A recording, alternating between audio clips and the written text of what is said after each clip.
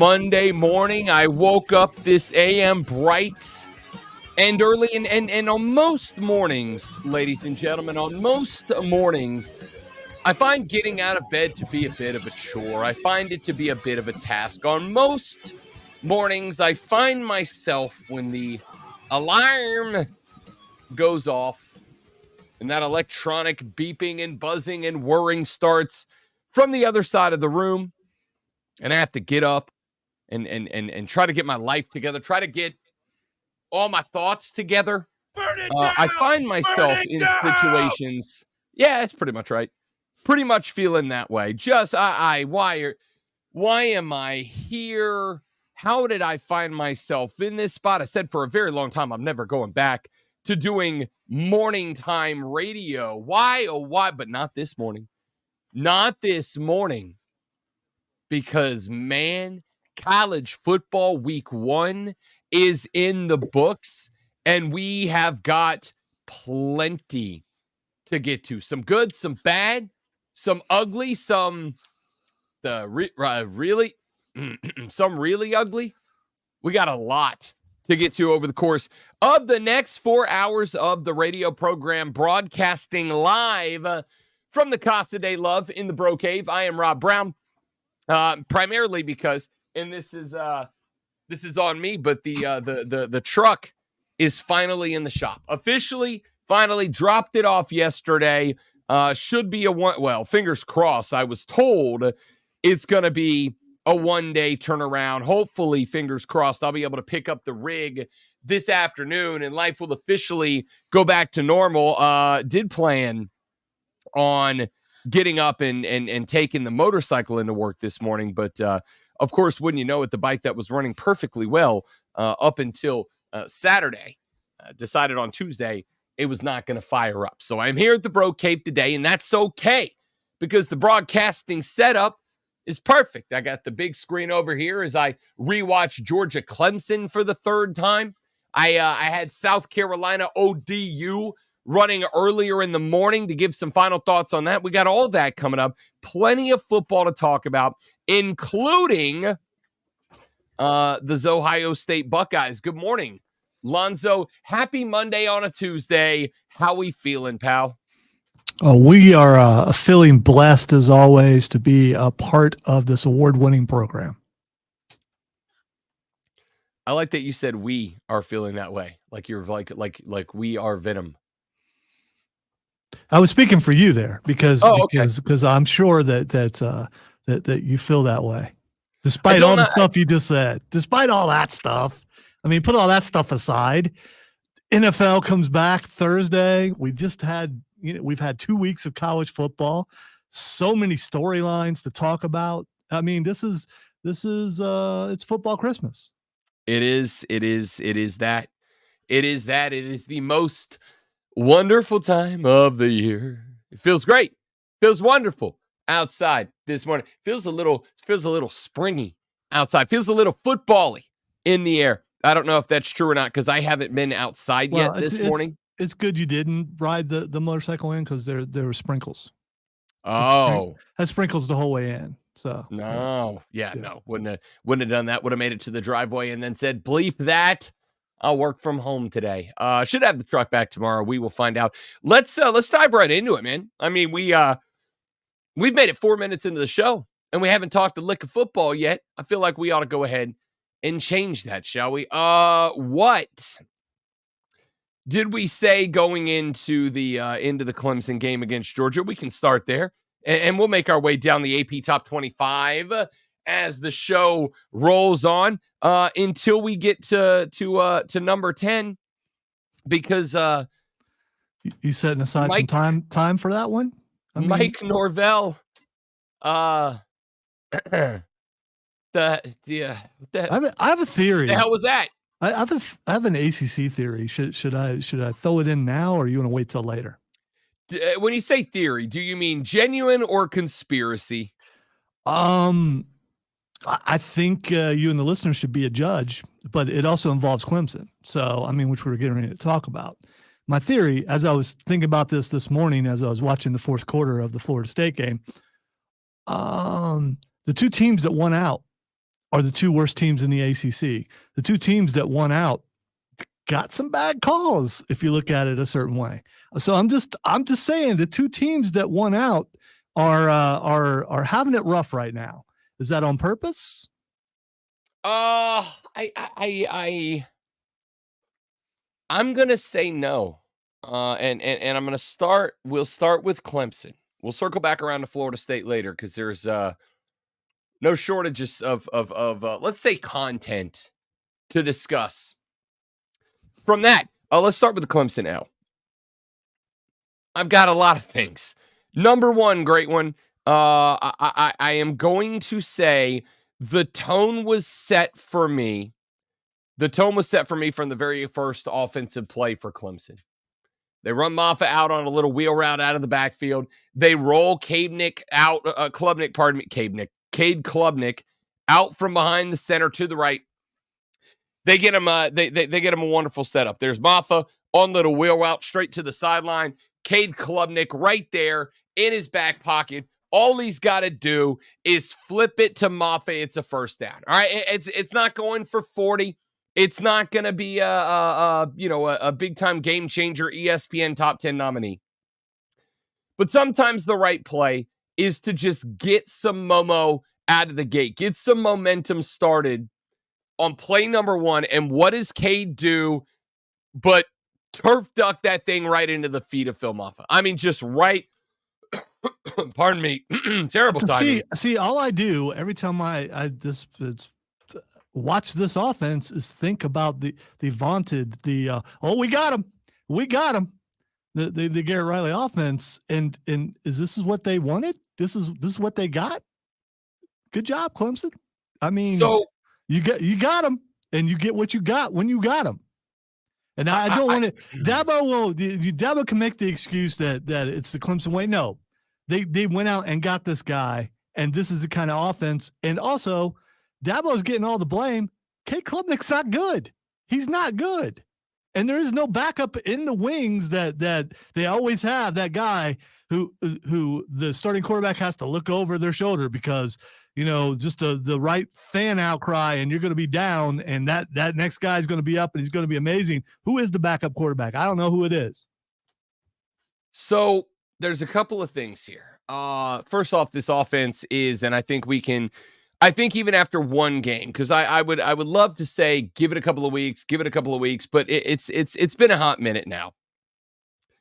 I'm not even comfortable saying that this is the Garrett Riley offense, because to keep it a buck with you, it's the same offense we've been seeing, I would argue, since 2020. The difference was in 2020, you had a quarterback and you had talent at wide receiver that could cover it up. It's the same offense. It's vanilla, it's stale, it's boring. I was kind of laughing because there was a press conference that came out from Penn State's new offensive coordinator, Andy Kotelnicki, who was calling his first game, and the Penn State offense, which was in a game against West Virginia that I had on our upset alerts last week, because I genuinely thought West Virginia at the house would pose a problem for a Penn State team that had never really been explosive under James Franklin.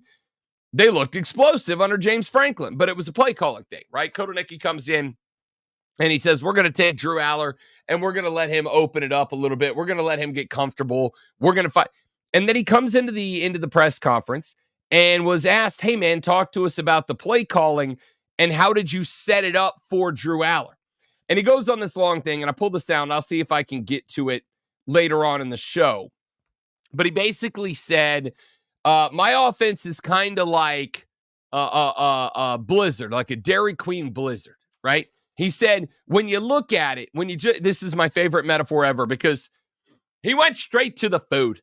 I respect that. If you're putting together a metaphor, you use two things. You use food or you use romance, and that's it. He went straight to food. He said it's like a blizzard. When you look at it in the cup, it looks complicated. It looks messy. It looks fancy. But at the end of the day, if you really think about it, what's a blizzard? It's vanilla ice cream and your favorite candy. That's it. He said we got to do all the right things. Vanilla ice cream, we got to do all the football things. That's vanilla ice cream. And then your favorite candy is the things that make the quarterback stand out. It's playing to the strengths of your QB. It's playing to the strengths of your wide receivers. It's playing to the strengths of your talent. And as I watched and continue to watch here this morning, the Clemson offense is, like I said, I'm watching this game through for I think the third time now.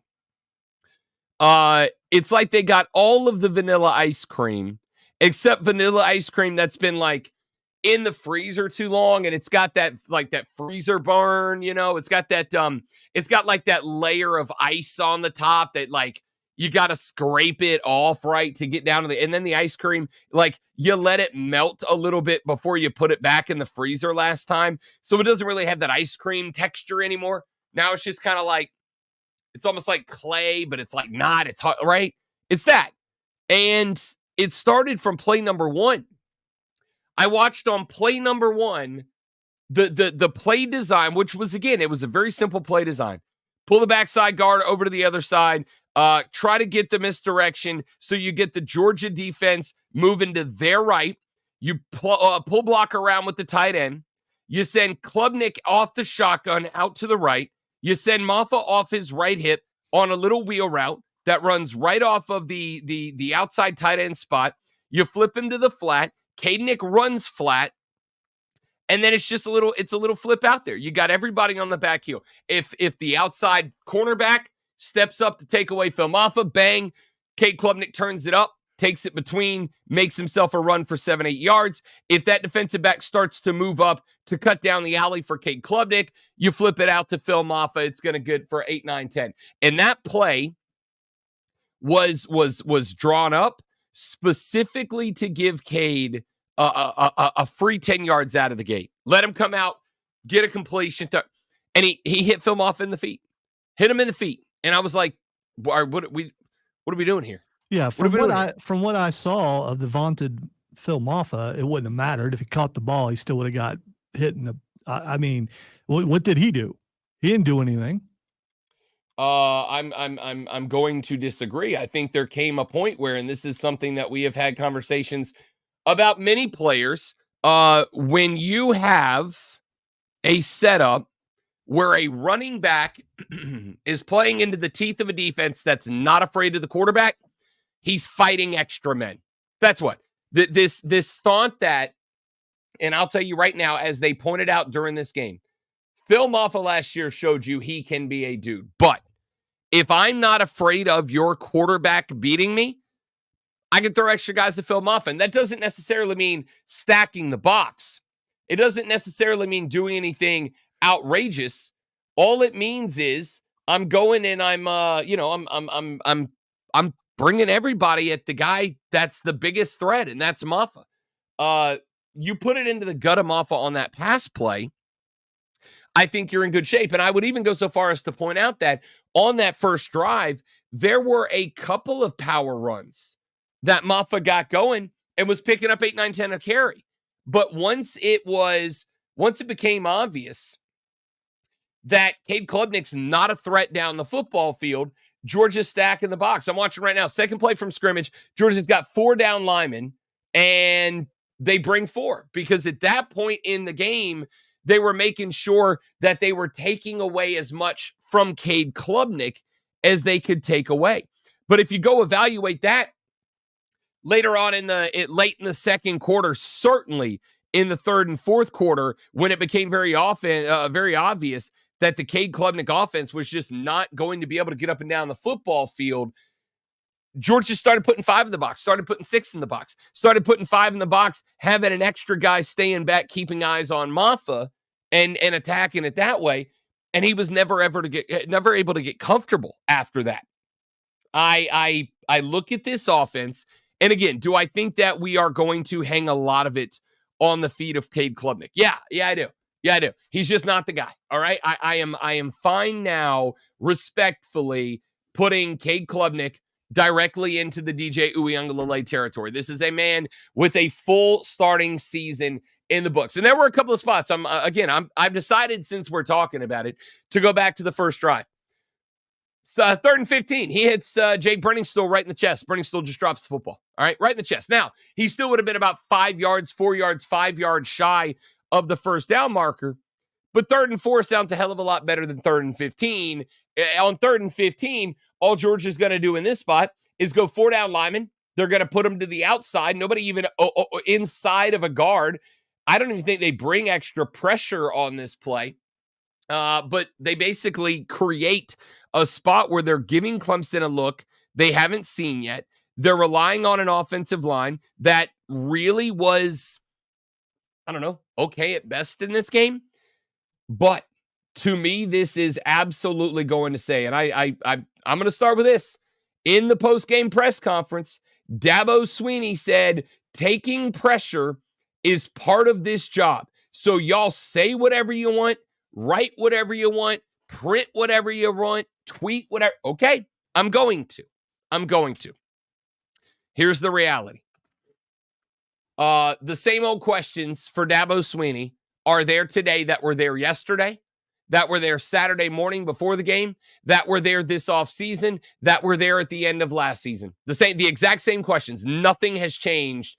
And remember, coming into this game, I had one philosophy. I don't care if you lose. Do you compete? I don't care if you lose. Do you look better? I don't care if you lose. Do you have everything down? Are you executing well in a way that makes me go, you're fine? Because I'll tell you, what I saw in this game, the App State Mountaineers are coming to town next Saturday. And now that's can't miss see TV from Rob Brown, because I promise you, App State saw this performance, and App State ain't Georgia. But I promise you, they're salivating a little bit. We'll talk more about that coming up. We got to get to South Carolina. You're not off the hook, Gamecocks. I got a little something for you. It's all coming up. The Rob Brown Show, 4 hours underway. This is the Fan Upstate. Listen on your phone. Download the Odyssey app and search The Fan Upstate.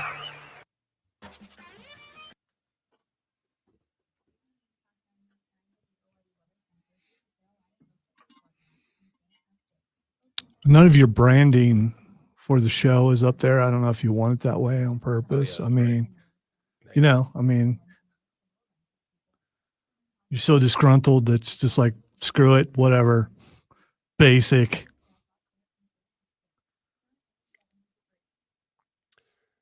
Not disgruntled. I'm going to keep it a buck with you. I am progressively getting more overwhelmed.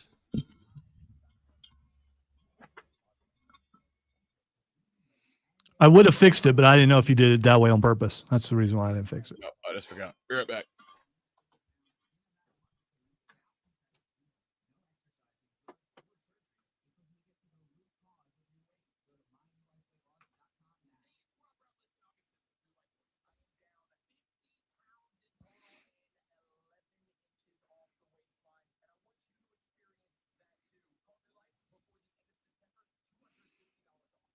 Yes, Joe, I will say I was actively rooting for Georgia because I have never pretended, nor shall I ever, that I am anything other than biased when it comes to that. Although I can look at it and when they were dominant, when Clemson was dominant, they were the team. When I used to say they were the ACC, it's because they were. They are not anymore. Who is? That's a question. We've seen Georgia Tech look pretty good. We've seen a lot of people are taking App State. I'm not going that far. I bet it'd be a tighter game than what some expected before the season started. Georgia Tech versus Boston College for the ACC championship. I'm calling it now.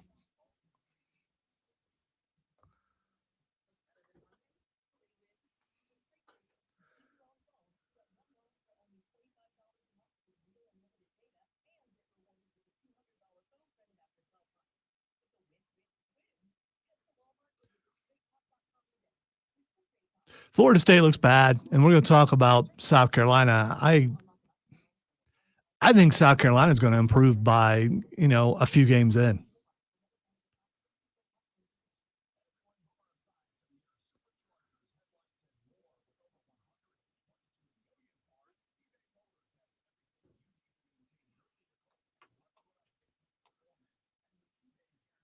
And Clemson lost one game versus, the number one team in the nation. They look bad doing it, but they did lose, one game.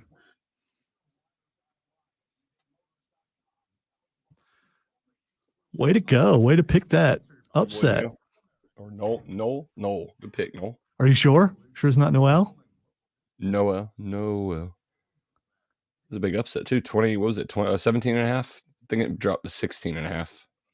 I was just saying Boston College versus Georgia Tech for the ACC championship.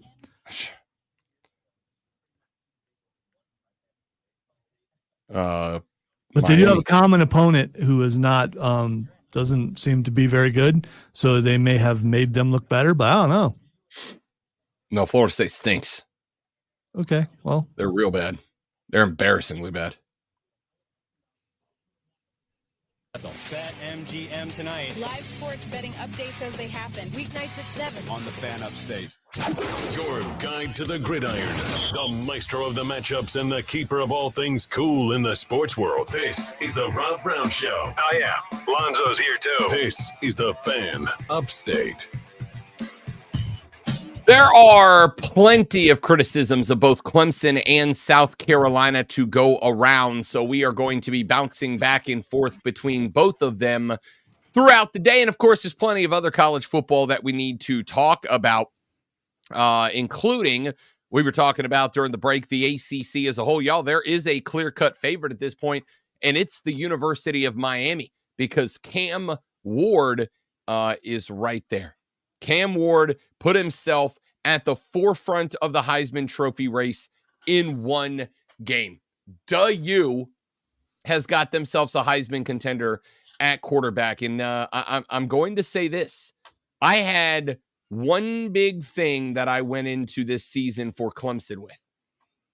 And that big thing was this season is, whether you love them or don't, this season is going to be a referendum on Dabo Swinney and his philosophy.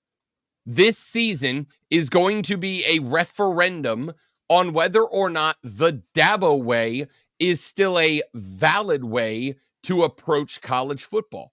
And I listen, it's hard to say that referendum is settled because I do think that, as we have said many times, context of conversation is important. The context of the conversation here is you just played the best team in the country. The context of the conversation is you just played the damn near consensus number one team in America, a team that we know is going to be a dominant football team.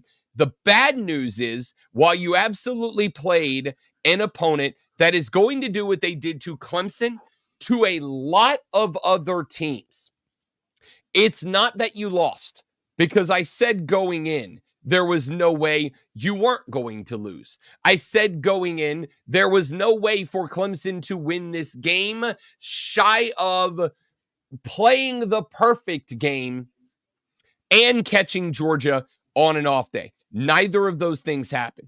What I am going to say is I'm disappointed in that with the exception of maybe the first 15 minutes of this football game, Clemson didn't really compete. I mean, defensively out of the gate, Clemson did not look bad. They kept at a one-score game for the majority of the first half. Defensively, which is where we know Clemson is going to have to be excellent this year, defensively, Clemson looked fine out of the gate. The problem is, once Georgia got on that roll, and I think to some degree, once the Clemson defense realized that they were not going to be getting any help out of the offense in this contest, they just disappeared. They faded as well. They fell off the map as well. What you're going to see, and I think it's fair, and you're just going to have to eat the criticism, Clemson fans. What you're going to see is, while Miami is down there going into Florida, going into the swamp, and not knocking Florida off, beating the hell out of Florida, and doing so with a transfer portal quarterback, while Notre Dame is going down to Texas A&M and knocking off the Colts in a phenomenal game with a transfer portal quarterback, While USC, all of a sudden, the Trojans, with their win over LSU on Sunday night, they look like they might have a little something special with the transfer portal quarterback. While all this is happening, and I think Florida State is going to be obviously the anti-argument to this, but of course, the transfer portal quarterback that Florida State brought in is a guy that proved he can't do it at Clemson, right? All that's proved is, while loyalty and all those things that Dabo preaches, I will not argue, are not important. I think the referendum on whether or not the Dabo Swinney philosophy works got off to a bad start, man. Got off to a real bad start. I think so much has been made about this, that this is the narrative. I think that the Dabo Swinney way is hanging on to a quarterback that's not good enough for too long. I think that really quarterback play is the biggest problem here. If the quarterback play is better, well, there are receivers who drop the ball a lot too. I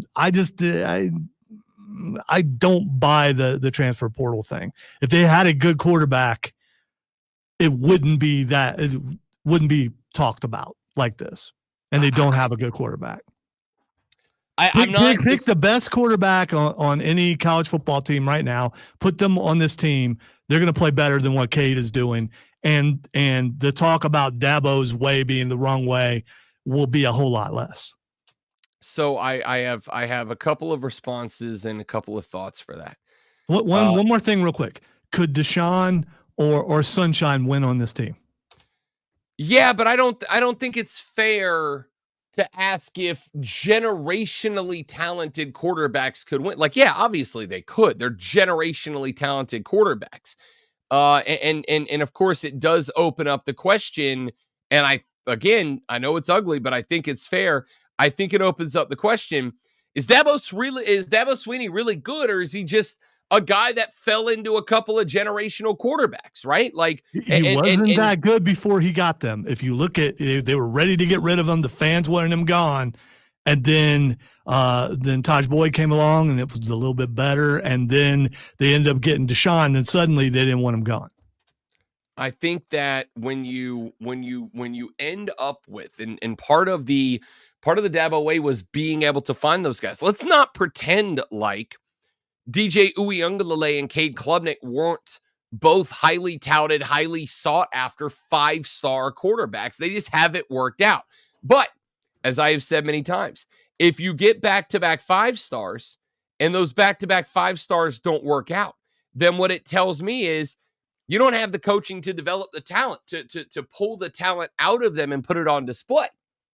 And when I watched this weekend, because I got into a discussion with a friend of the show who is a Clemson fan, and he said, "Oh, Cade's better than he's showing. It's just the play calling here. It's the play calling that's a problem." And I'm not going to disagree that the play calling is kind of vanilla. I heard in my head that quote that came out of Clemson Media Day at Clemson that I was at a couple of years ago when Garrett Riley showed up. I was one of the first guys to interview Garrett Riley when he was named the OC. And Dabo Swinney said, remember, because we made a big stink about it on the air, we did not hire Garrett Riley to run the Garrett Riley offense at Clemson. We hired Garrett Riley to run the Clemson offense at Clemson. Well, then why'd you hire Garrett Riley, right? Why would you bring in this guy and go, but all the things that made you the most highly sought after offensive coordinator in this hiring cycle, we don't want you doing those things, right? We want you doing Clemson things. Well, I'm going to tell you now, we're now 2 years into the Cade Klubnik era. We're running the same stuff we ran last year. And yeah, there were spots where receivers are dropping the ball. I mean, even Brenningstool, who had that, I don't know if you saw it, that ridiculous Michael Jordan one-handed rear falling back catch that he made. One of the most spectacular catches of the weekend. But also on the opening drive, on a 2nd and 15, Cade Klubnik put it between the numbers and Britting still couldn't hang on to it. That's not going to do it. That's not going to get it done.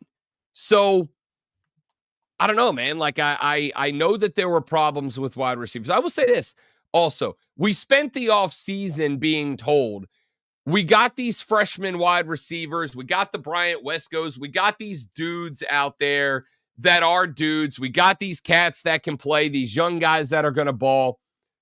Is it just me, or were they damn near invisible in this game? Is it just me, or were they MIA entirely, right? Like, when I look at what I wanted to see out of Clemson in this game against Georgia, frankly, I saw none of it. There was nothing I saw.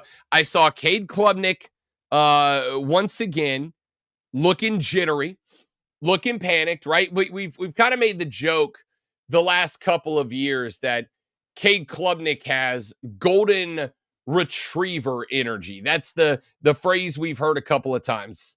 And while I don't disagree that he does, I am going to tell you something else. And I'm going to go back to ACC Media Days when we were doing the show live from Charlotte. And I didn't say anything about this at the time because I didn't want to read into it too much.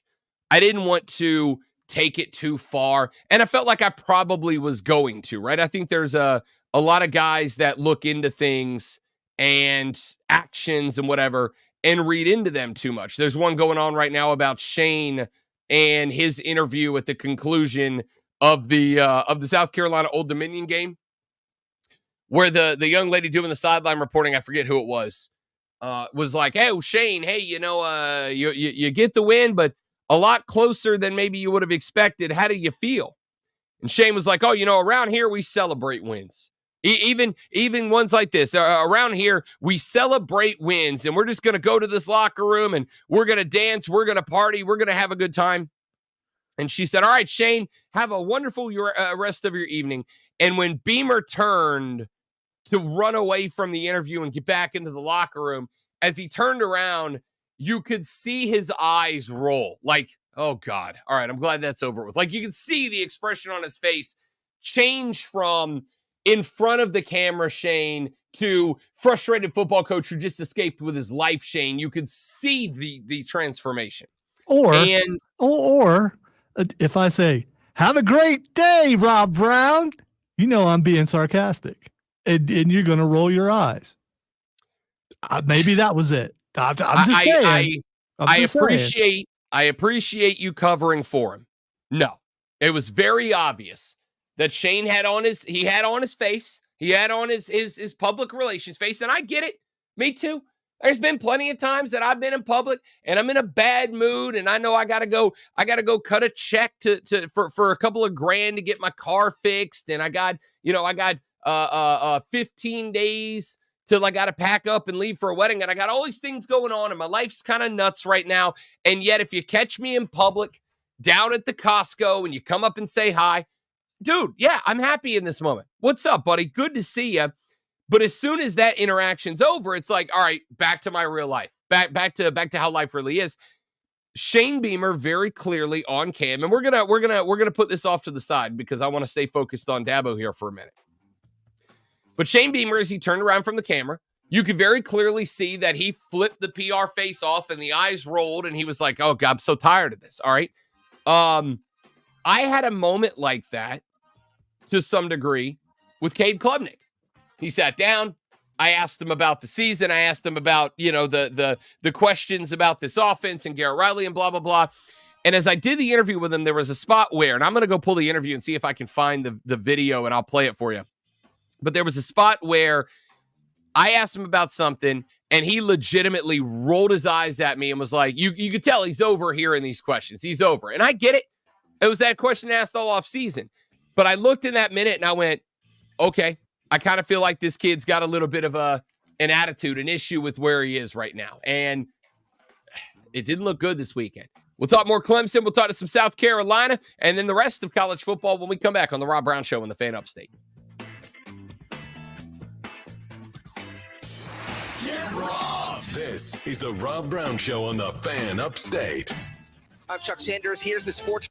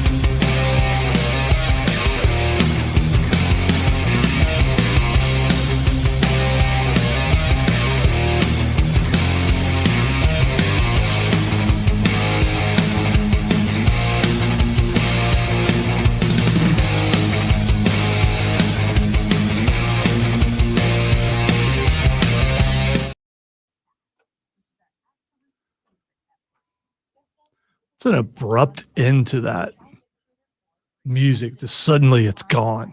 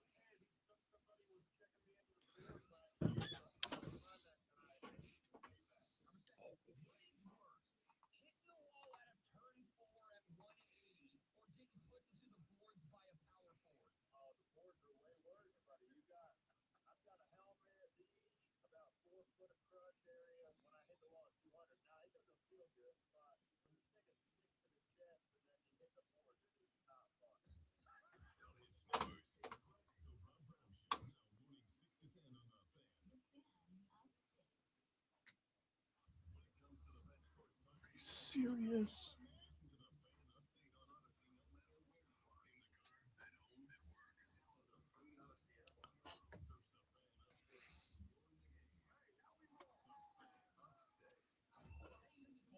It's the most wonderful time of the year. That's right, high school football season is here, and for the best coverage in the upstate, tune into the Saturday Morning Scramble. Each and every Saturday, we will have instant reaction, interviews from players and coaches, and we will take your phone calls. Join me and Alex Guest from 8 to 10 a.m. on 97.1 FM in Spartanburg, 97.7 FM in Greenville, and on the free Odyssey app. All brought to you by Founders Federal Credit Union and your local Eagles. Always streaming wherever you are on the Odyssey app. Make the Fan Upstate a favorite.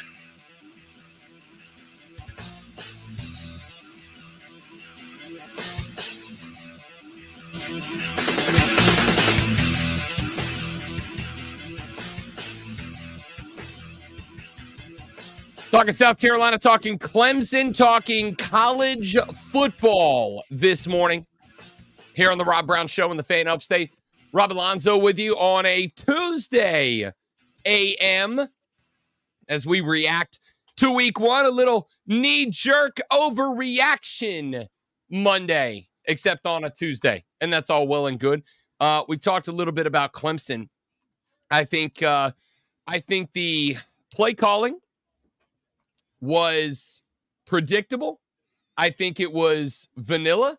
I think it was the exact same offense with no evolution that we saw last year. There were a couple of spots here and there that Cade Klubnik showed the flash. He had that very long pass to Antonio Williams down the sideline with about 3 minutes left to go in the first quarter. That was an absolute dot to Antonio Williams, who had a DB draped all over him. I thought that was impressive.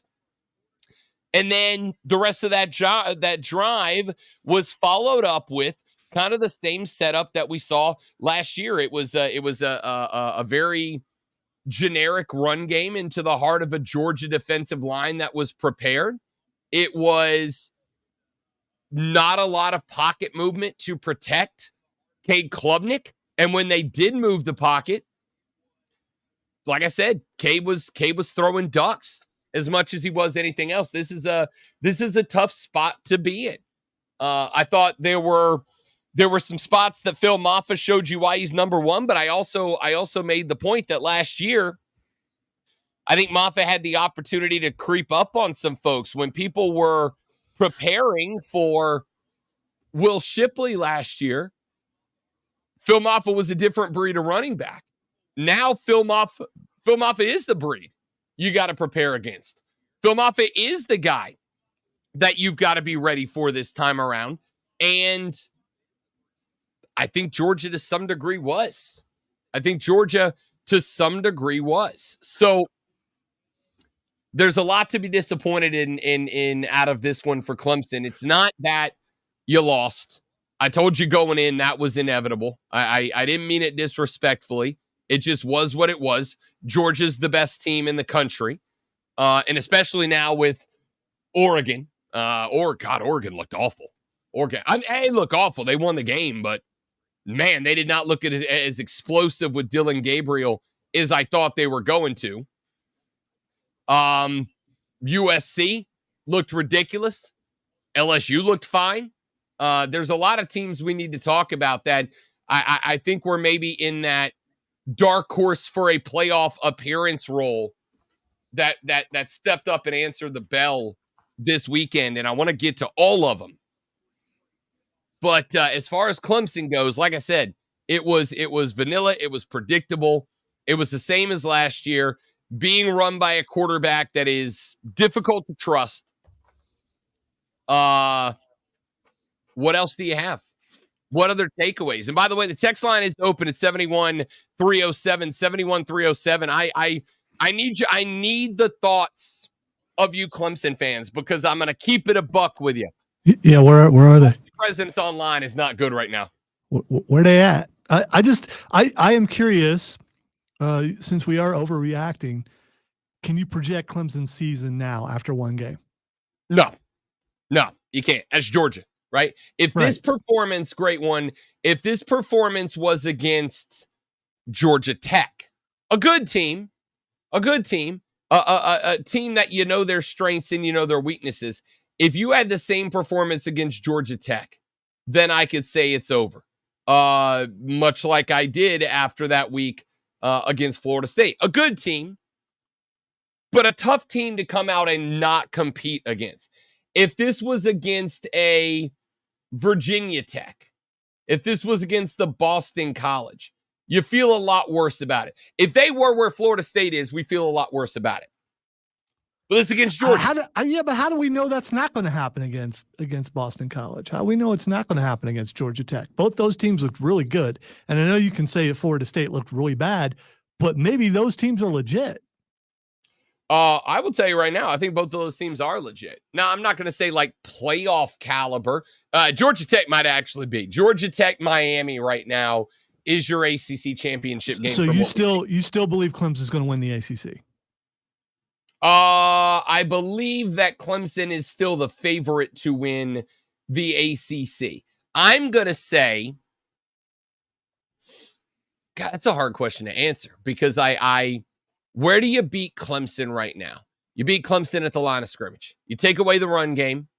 You cause Cade Klubnik to never get comfortable. You eliminate Phil Maffa's ability to run between the tackles, because I do think there is one element to the game about Phil Maffa that I think is problematic, and that is he can't live on the outside. You can run him to the outside, but that's not where he lives. He's a one cut, square the shoulder pads to the line of scrimmage and get to the hole kind of guy. And against a team like Georgia Tech, who has made their entire identity own the line of scrimmage from tackle to tackle, that's going to be tough to get Phil Maffa going. And if you can't get Phil Maffa going, it puts Cade Klubnik under that much more pressure. So I actually think Georgia, I've already told you, I think Georgia Tech is legitimate. I think that Miami right now is the class of the ACC. Probably Miami, but the quarterback last night, that dude was good. And again, Thomas Castellanos from Boston College. Yeah, Florida State's defense is not good. So, but the thing is, what is the ACC? We're seeing great play out of some teams and really bad play out of other teams. I think this is exciting because it's not a 1 or 2 horse race, in my opinion, right now. Anybody can win this conference. Oh, no, it's a 1 horse race. It's Miami. Let's be real clear. It's Miami then everybody else. And I like everybody else. I like Boston College a lot after what I saw last night. Props to Bill O'Brien. Props to Bob, because Bob showed up there. And there's something special about Boston College right now. Let's keep in mind, Boston College, you look like that gave Florida State absolutely. What? He looks like someone's mechanic. Did you notice the shirt he was wearing? There's sweat everywhere on the pits. He looked like he just fixed your carburetor and fixing your transmission. He looked like that guy. Bob is, you got to keep in mind the career path that Bob has taken so far, right? He's a failed NFL coach.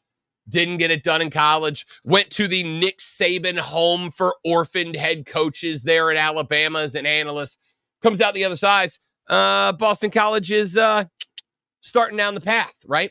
With Thomas Castellanos, who I'm a big fan of, by the way. But I think from what we saw this weekend, and this makes me sick to my gut to say, the class of the ACC is the Miami Hurricanes with Cam Ward, right? And Cam Ward is going to make the argument the year after Jordan Travis did it for Florida State, the argument that, man, if you haven't found your QB, and let's be clear, finding high school QBs, not an easy thing to do. If you haven't found your QB, stepping into the portal to find one is going to be a massive tool moving forward. Notre Dame did it. USC did it. Florida State did it last year. They did it this year. Didn't really go as good. It's not a guarantee it's going to work out for sure. But the class of the Atlantic Coast Conference right now, without a doubt, is Miami and transfer quarterback Cam Ward. So I think there's something to keep an eye on there. Texture said, Rob Brown, this is Marvy Marv. I have been a Clemson fan for a long time. Cade is not it. This isn't high school. He's not ready for college football at all. See, here's where you bump it. I'm going to agree with you, Marvy Marv. And let me run it one step further. If Cade Klubnik is not ready for big-time college football, that means one of two things happened. Either Dabo got it wrong about Cade from the beginning, or your team does not have the ability to coach up a quarterback. One of those two things. Either he's just not good enough to be a D1 starting quarterback, and Dabo got it wrong in the recruiting phase, or he's not good enough to be a college football quarterback, but because he hasn't been coached up to that level, in which case your coaching has failed him. And so one of those two must be true. There's no other way that you can break that down. I mean, if anybody's got another theory, I'm here to listen to it. If anybody's got another theory, I'm ready to go. But that's all I got.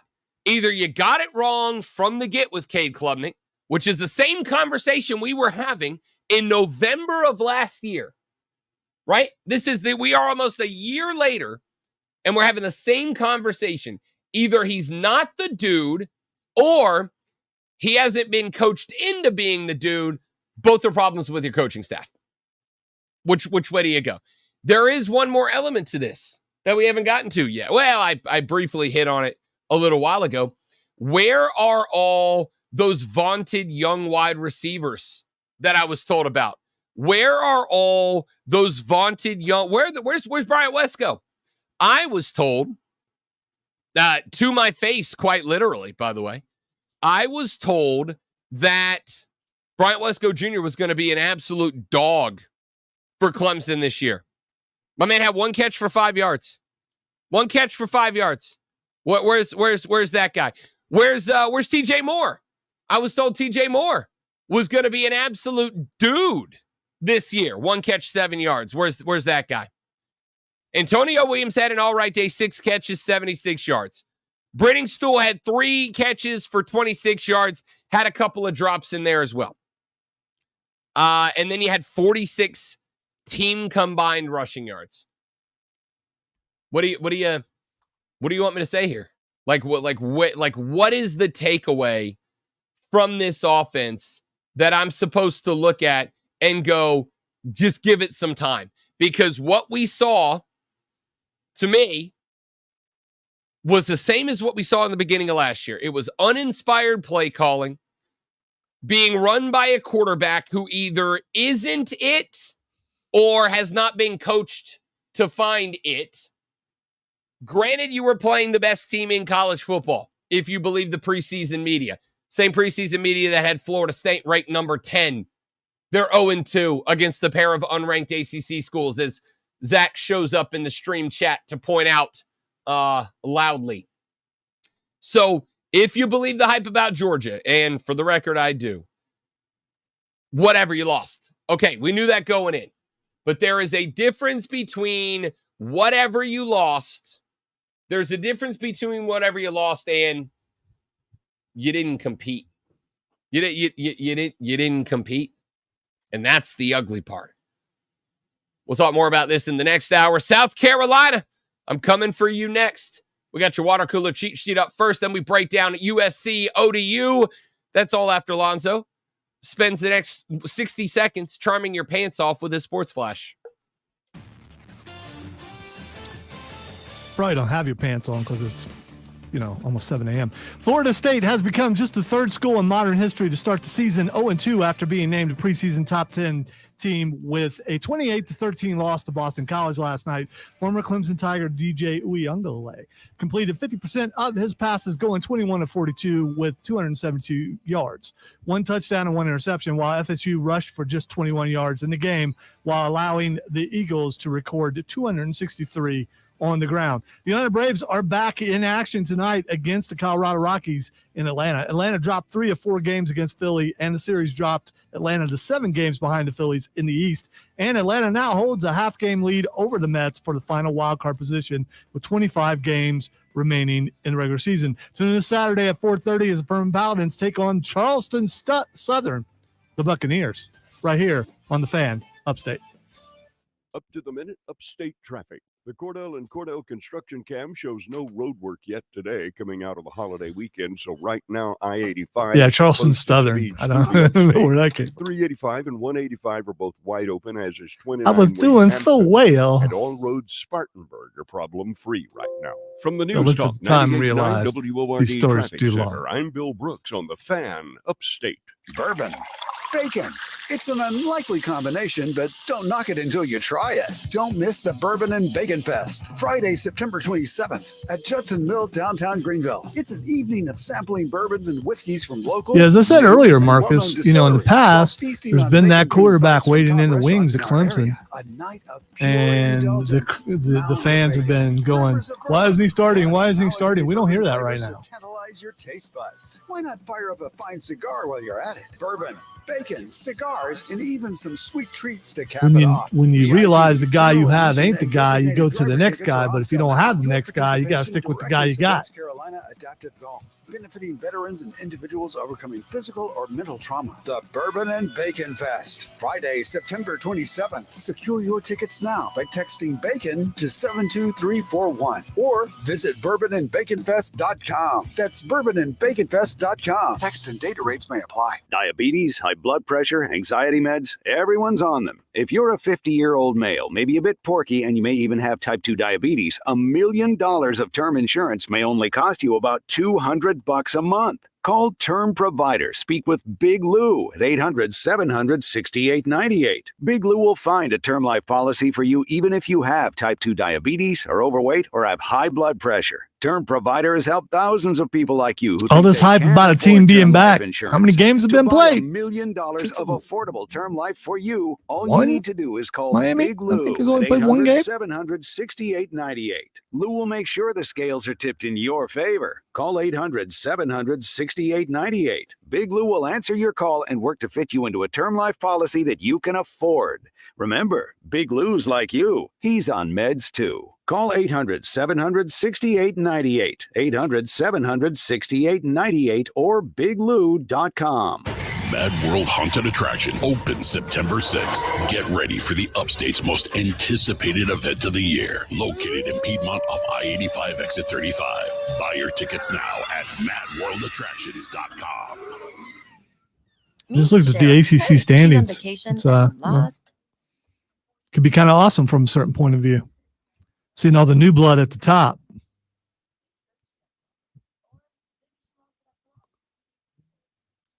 I fixed it, Steven. Okay.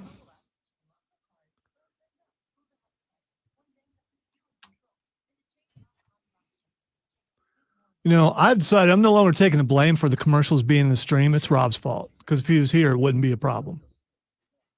There we go. Cross your fingers that I will be there tomorrow.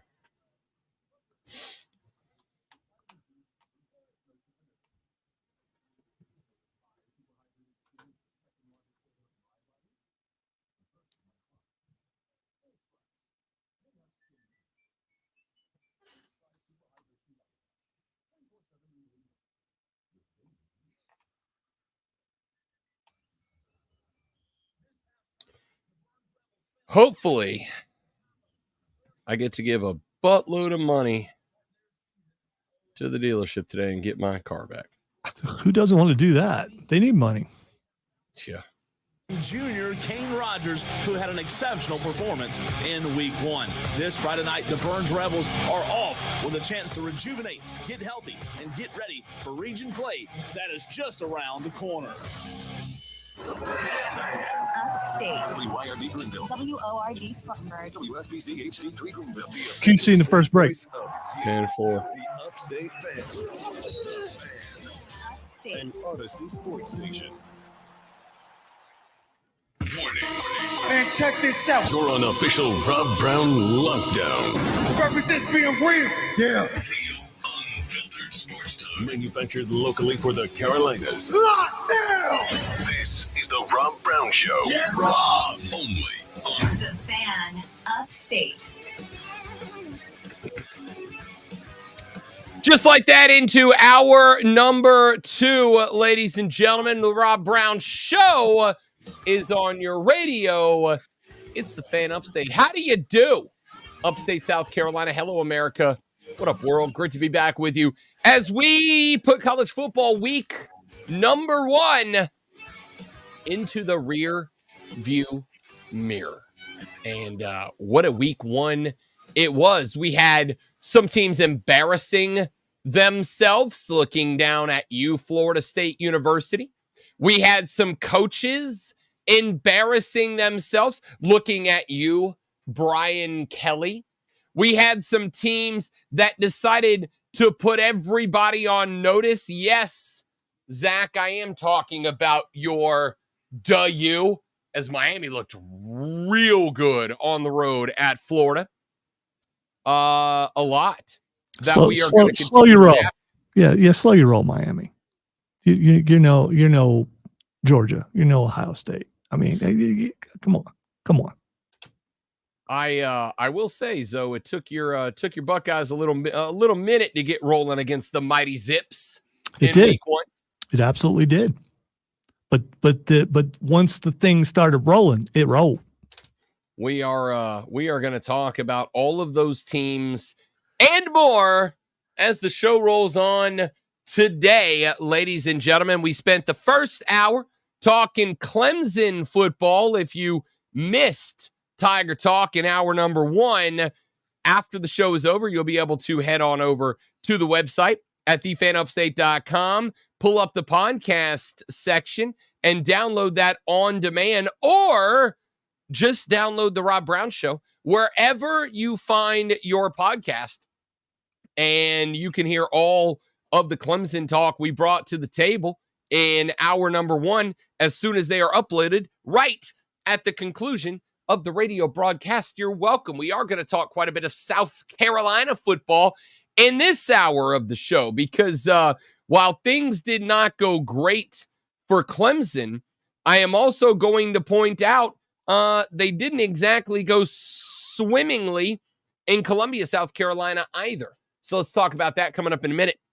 We'll also react to some of the other biggest games from around the college football landscape and, of course, begin to shift our attention ahead to the weekend upcoming, because the weekend upcoming is week numero 1 in the NFL. We have a game Thursday night. We have a game Friday night. We have games Sunday all day, and we got Monday Night Football coming up. Ladies and gentlemen, football season is now hitting the throttle, wow, all the way to the top. Yeah, we're pretty excited about that. And we're going to talk some NFL later on in the show, including today making our selections for the winner of the NFC East and the AFC East. We will do that today. Tomorrow, we'll make our selections for the AFC and NFC North. Then we'll do the West on Thursday, and we will do the South coming up on Friday.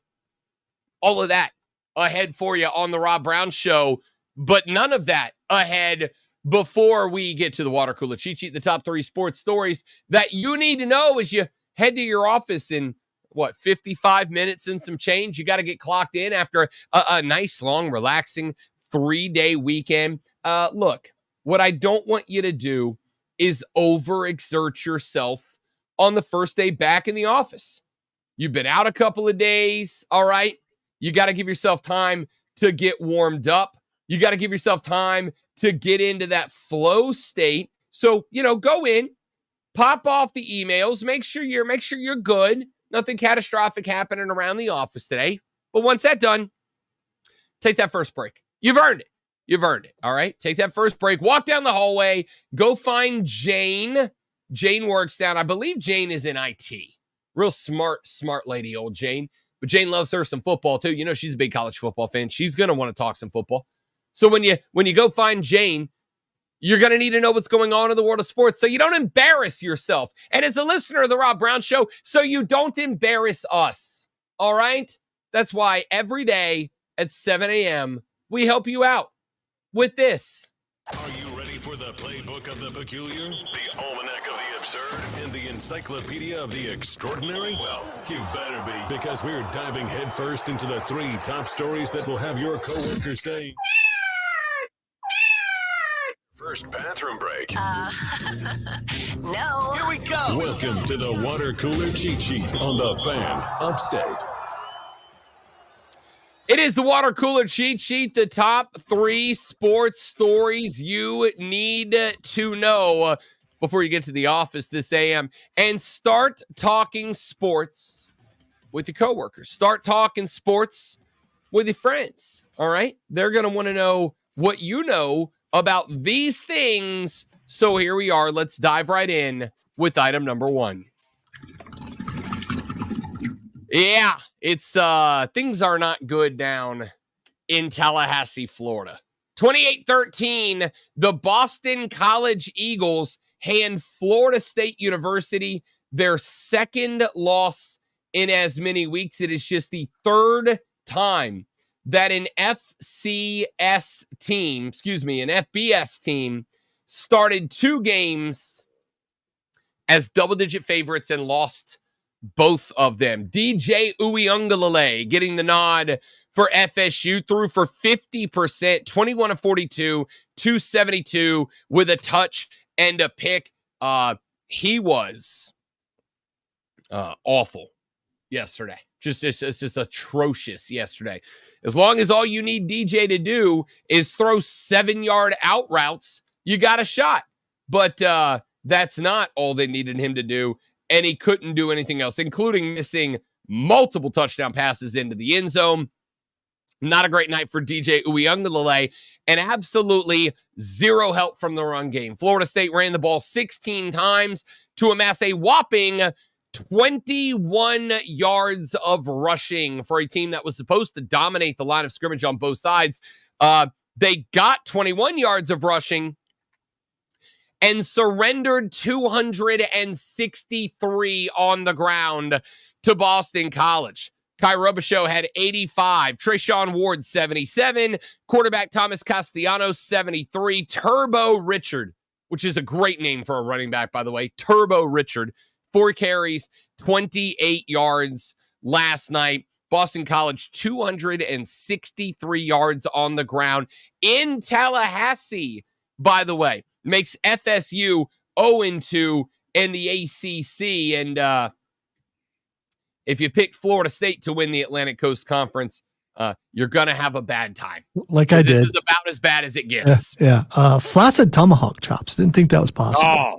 Every time they show the crowd, it's like, and then some guys that just halfway through just quit and looked at the ground.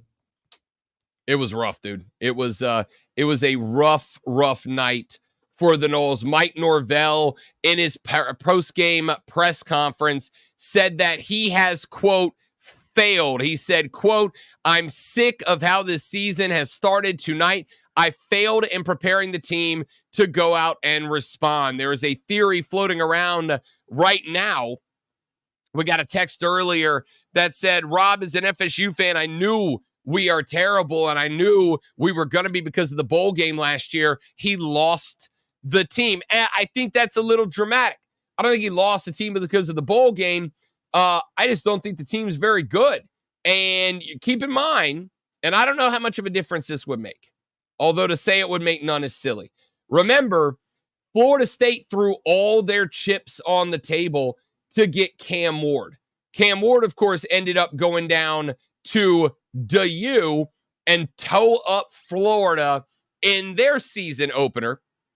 And look, I had a theory about DJ Uiagalelei. I had a theory that maybe playing a year in Oregon State, playing a year in Corvallis, maybe there was a chance that playing a year with no pressure, playing a year where you weren't expected to be the man, playing a year where expectations of Heisman trophies and conference championships weren't a thing, that maybe he would have had a chance to develop as a quarterback. But the reality is he didn't. The reality is he's the same guy he was when he left Clemson. He's the same guy he was when he got effectively the boot from Pickens County. He's just not the guy. All right. He's fine. He's acceptable, but he ain't championship caliber. And if you ask him to throw a football over 7 yards, it's a wing and a prayer. So we'll see what happens with Florida State from here. There's not a rebound though. There's not a rebound. There's no coming back from this. This is going to be a lost season. This is going to be a season that FSU begins to prep for next season. Will it matter? I don't know. We'll find out. Here's my biggest question. Based on what you've seen in comparison to last year for Florida State, do they have buyer's remorse signing Mike Norvell to $1.7 billion contract extension? Is there buyer's remorse for this team? Are the folks in the front office today going, oh no, we gave Norvell way too much money and he got comfortable, or he fooled us with last year? Like, is this going to be a warning, a precautionary tale to schools about locking up coaches on long-term contracts after a single season of success? I don't know. Talk about that later on in the show. Let's get to item number 2. Oh, woulda, coulda, shoulda. The official fight song of the 2004 Atlanta Braves. A 4-game set against the Philadelphia Phillies came to its conclusion on Sunday. So why is it on Tuesday's water cooler cheat sheet? It's not about what did happen, which is, of course, that the Atlanta Braves held a lead in 3 of 4 games and lost all 3 of those games against the Phillies. The Atlanta Braves had a lead in 3 of the 4 games in the 4-game series. They won 1. They come out of Philly 1-3 after what felt like a promising build-up. It felt like a promising game 1 as the Bravos jumped out to a 4-0 lead. They gave all 4 back and lost the game. They took game 2, game 3 and 4, held a 2-game lead in both of those and ended up giving them away. Atlanta finished this series, and I don't know the exact number, but I know going into the extra innings of the Sunday finale, which ended up going to 11, the Braves were 2 for 20 with runners in scoring position, 2 for 20, and then they end up in the extra frames going 0 for the entire extra frames with a ghost runner on second. Not ideal. The Braves plate discipline. Wow, I'm struggling. I can't even say struggling without struggling. The Braves plate discipline. Come on, Joe, you got this. Oh my goodness. Struggling. The plate discipline for the Atlanta Braves is non-existent. And what has come of that? What is the result of that? The result of that is that the Atlanta Braves, who had gotten the divisional lead of the Phillies down to 5 games, now find themselves 7 games out of the division with 25 to play.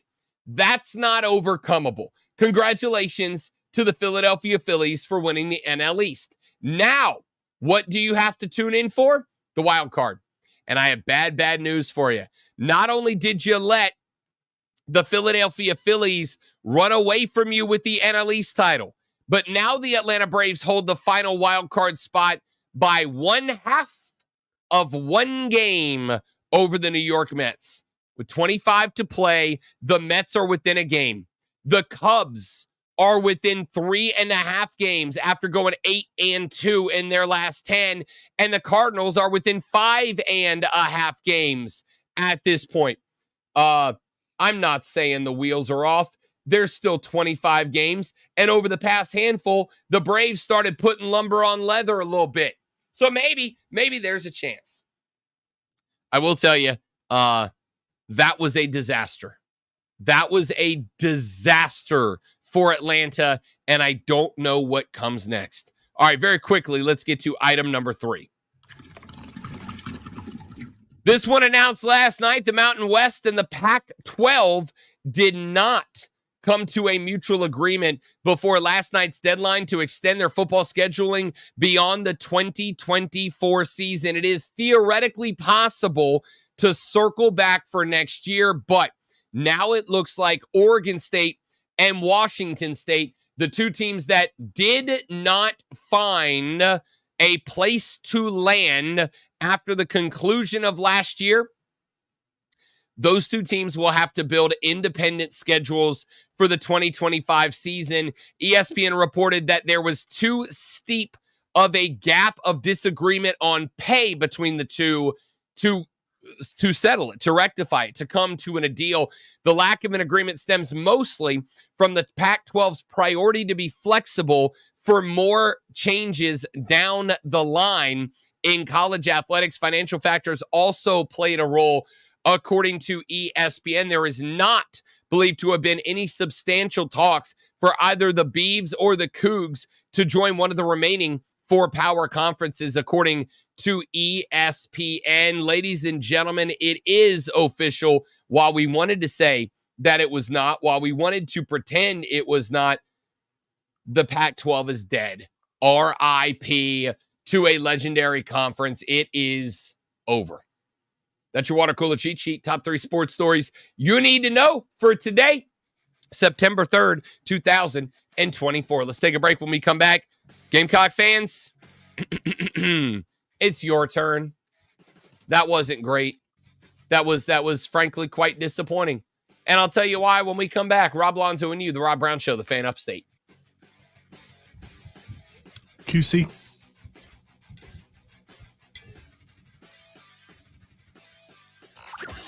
Join the debate and let your voice be heard on our show. This is the Rob Brown Show on the Fan Upstate. Ladies and gentlemen, allow me to take just a moment to tell you about our friends at QC Kinetics, the nation's leader in non-surgical regenerative therapy for joint pain. If you are dealing with joint pain, it is so much more than that, right?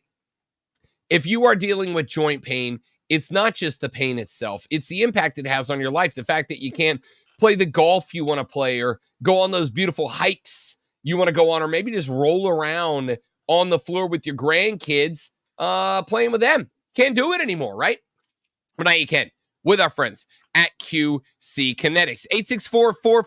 864-448-3772. Give them a buzz right now. And if you do, they will explain to you all about the therapy that professional athletes have flown around the world to receive that you can get right here in the upstate, in your own backyard. It harnesses your body's own natural regenerative processes. It builds that connective tissue back, and when it does, you get rid of the joint pain and you get your life back.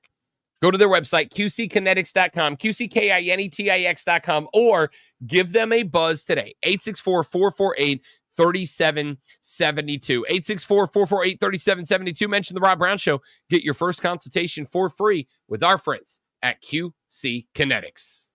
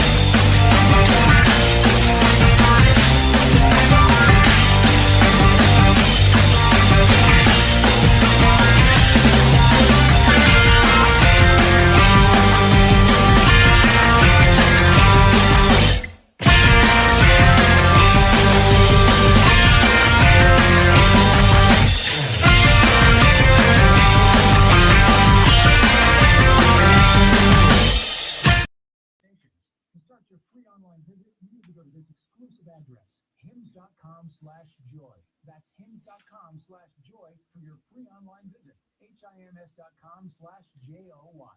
It's not just about watching the game. It's about betting on it. I'm Mike Valenti. On Cash the Ticket, Jim Costa and I break down every college football and NFL matchup like it's the last game we're going to watch. From the best bets to the sneaky underdogs. And, of course, as my co-host likes to say, the value. And the one thing we're not going to do is pretend we're professionals. We have fun with it. It's an entertainment product. And it makes watching games a hell of a lot of fun.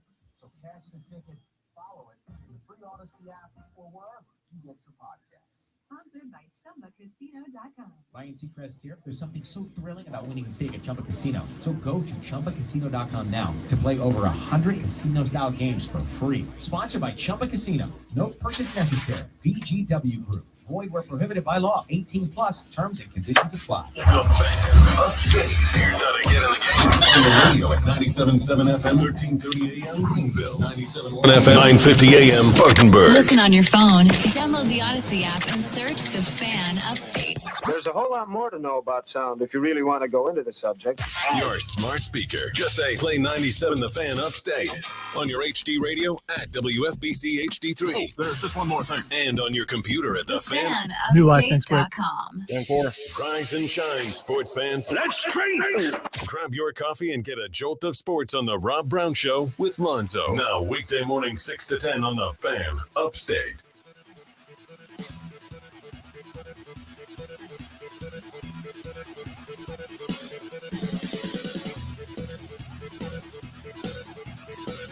I had a thought during the break.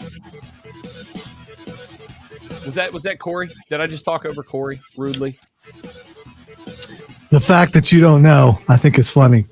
I couldn't hear because I was talking and I don't have headphones on, unfortunately. So I didn't actually hear the clip. I just assumed it was Corey. Here, I'll play it again. Oh, no, I'm glad I talked over it then. I had a thought during the break. And my thought was this. There's an interesting story, I think, that developed this weekend about the transfer portal. Yeah. Mike Norvell and Dabo Swinney, both of these teams, Florida State and Clemson, find themselves in a precarious situation after this weekend. It's not that Clemson lost, because, as I've said, and yes, Gamecock fans, I am coming to you, but I had this thought and I want to throw it out there while I can. It's not that Clemson lost. It's how Clemson lost, right? It's not that they went down to the number one team in the country. It's how they went down to the number one team in the country. And then on the other side, there's Florida State, who is 0-2. They are the third team in FBS history to lose back-to-back games while being ranked in the top 10, in which they were a double-digit favorite. On one hand, you have Dabo Swinney, who has 0 transfer portal players as a part of this football team, at least incoming from this season. Of course, there are 3 schools that do not have a transfer in. 2 of them are military academies. One of them is Clemson. On the flip side, you have Mike Norvell, who has a large chunk of his team is built out of the portal and has been for a couple of years now. To me, what this is saying is that the reality about the transfer portal, like everything else, is something that needs to be viewed through a prism. There's a spectrum here about the proper way, the best way, the most effective way to utilize the transfer portal. Because I think on one hand, I saw an article yesterday that was headlined, Dabo Swinney's refusal to use the portal has made Clemson a second-tier football program. And with respect to Clemson, I don't think it's unfair to say that it is a second-tier team at this point. On the flip side, last year, the belief was that the transfer portal had moved Florida State from where they were, probably a third-tier football team the year before that, to a first-tier football team. Well, they're not anymore. They're not anymore, not after what we've seen out of Florida State in weeks 0 and week 1. So when I've got a guy over here that's a portal king, but also a guy that has a team that I think I am comfortable now describing as Willie Taggart-ish. What do I mean by that? Team with no discipline. And I think they put that last night on full display. No discipline, uncomfortable. I got guys late in the game with the ball and an opportunity to at least get yourself within one score and give yourself a chance, that are out here committing unnecessary roughness violations on guys half their size well after the play is over. That's an undisciplined team. I've got a team that can't get their blocking assignments right on the offensive side of the football. I got a team that is getting shoved around by the Boston College offensive line on the defensive side of the ball for Florida State. There's no discipline. There's no aggression. There's no toughness. There's no chemistry. I thought to myself, well, maybe this is going to take some time for this team to gel, right? It's a bunch of guys that are all coming over from other places, a bunch of guys that have transferred in. Maybe it'll take some time to gel. Maybe they'll take some time to kind of find their stride, find their chemistry. And then I had to remind myself, that was Florida State's second game and Boston College's first. That's not an excuse nor a reason, all right? So I think what I'm taking away from this is that what I've said about the portal leading up to this year is correct. The portal is a spectrum. It's not a one size fits all. It is not something where you go, all right, if you want to be successful, you have to build your whole team out of the portal. And it's not something that you can say, if you want to be successful, you have to avoid the portal entirely. I think that the coaches that are having the most success with it right now, and this is why I'm very interested to see what Ole Miss looks like when they get into the heat of SEC play. Of course, Ole Miss welcomed Furman down to Oxford, Mississippi this past weekend and put up, a 70 spot on them. I'm interested to see what Ole Miss looks like when they really get into the meat and potatoes, because Lane Kiffin went a lot more Mike Norvell than Dabo Swinney in his utilization of the portal. But I would also argue that this is going to be kind of school by school, right? I think the bigger schools, the blue blood schools, basically need to be far less reliant on the portal than some of the smaller schools. I think it makes more sense for a school like an Ole Miss, which is respectfully, second-tier school within its own conference. I think it makes a lot more sense for them to dive into the portal and to live in the portal than it does, say, a Clemson. But I think you've got to work it.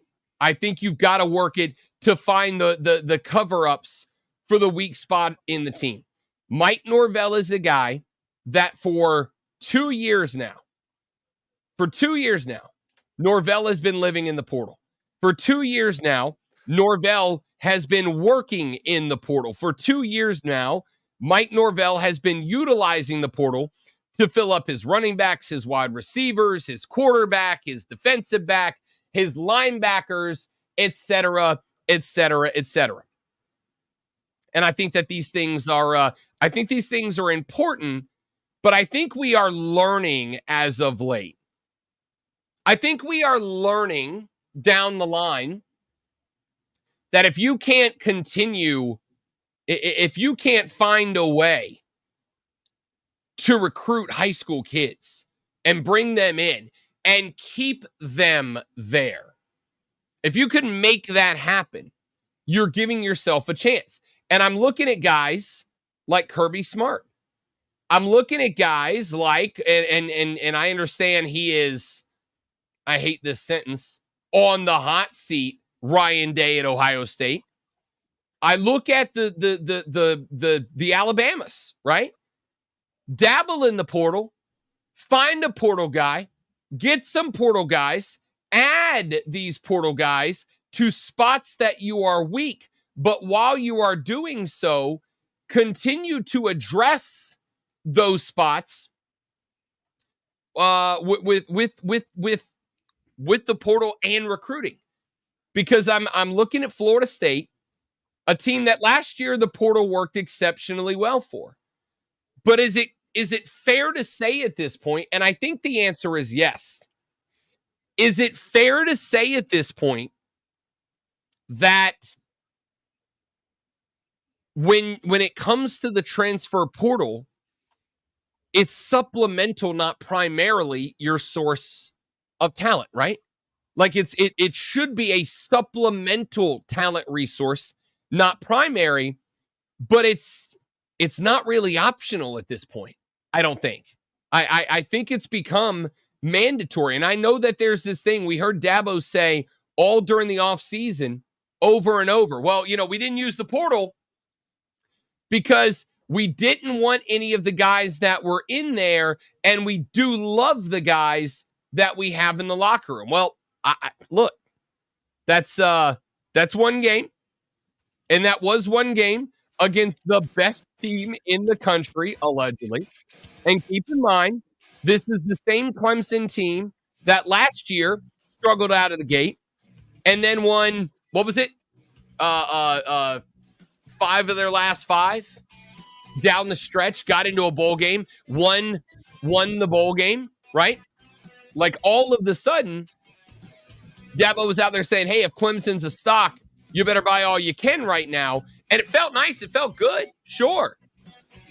The problem is, if you're going to be a championship team, you don't really get 6 weeks to develop anymore.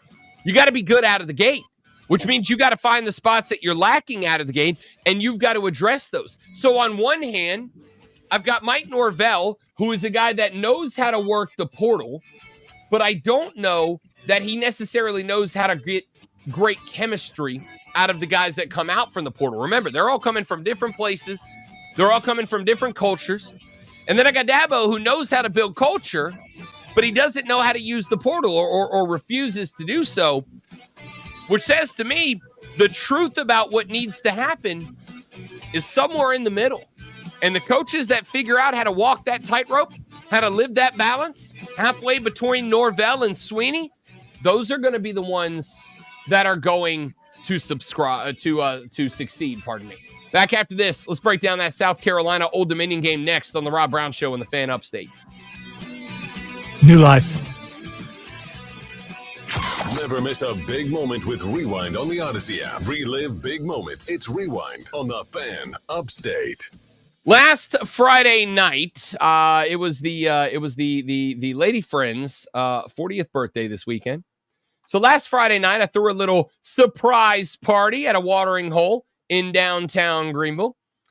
Invited a bunch of her friends. Had about 15, 20 of her friends show up to come celebrate her. Well, I walked in late. And I walked in late because, well, it was a surprise party. And if you get the person of honor to a surprise party early, it's a bad surprise party. So we showed up a little bit late, about 10, 15 minutes before everybody else got there and was seated. And when I walked in, she walked in ahead of me and she started saying hello to all her friends. And I walked in after her.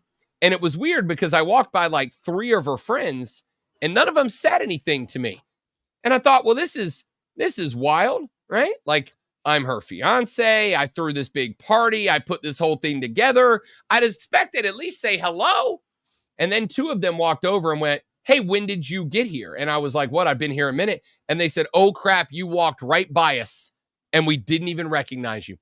That's because the last time I saw these people, I was 52 pounds heavier than I am today. 52 down, courtesy of my friends at New Life Weight Loss. If I can do it, you can do it. They will change your habits, the way that you see food, the way that you eat food, the way that you think about nutrition and they will give you better weight loss habits. So not only does it become easier to drop the LBs, but once the LBs are off, it'll be easier to keep them off. No ballooning back and forth like I have many times in my past. I'm good with where I'm at. I got about 4 more pounds to get down to that 208 number I want to get to, and I feel better than I have in a very, very long time. If I can do it, you can do it. I want you to go to mynewlifeweightloss.com, mynewlifeweightloss.com, or call them today. And if you call New Life Weight Loss before the end of September and you tell them you heard about them on the Rob Brown Show, they'll give you $250 off the program. It worked for me. It will work for you. 864-686-5820. Mention the Rob Brown Show. Get $250 off the New Life Weight Loss system. It is our friends at New Life Weight Loss. I'm Chuck Sanders. Here's the Sports Flash presented by Progressive. The Braves were off on Monday. They open a series at home tonight. All right, guys, pardon us for just a second.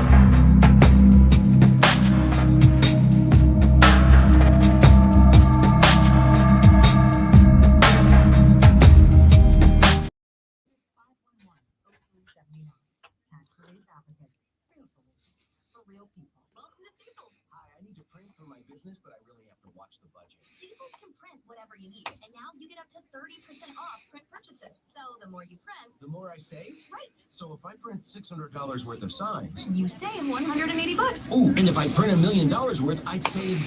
No clue, but I'm thinking there are a lot of zeros. Now at Staples, the more you print, the more you save, up to 30% off. Plus, you save even more with hundreds of hot deals throughout the store. Ends 9/7 exclusions apply. Visit staples.com/print for details. Wire to wire with Diesel and Cole Bryson. Turn on, leave on. Do you have issues with AI songs and labeling them under the same artist that we're used to hearing? When she smiled, out came the sun. And there ain't no... Guess what? It's not Randy Travis singing this new song. Yeah, I do.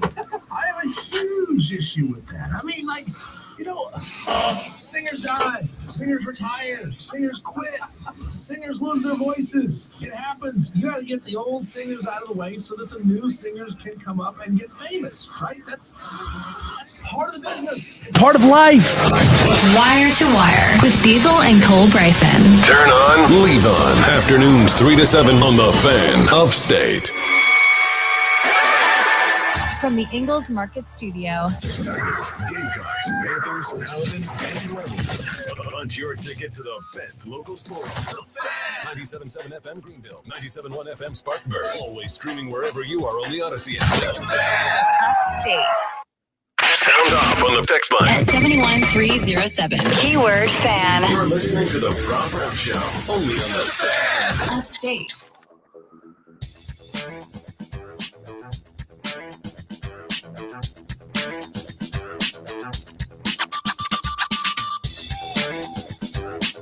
South Carolina Gamecocks escaped Old Dominion in their opening contest of the season. It was quite contentious. Of course, obviously, we had a lightning delay in that game that lasted quite a while.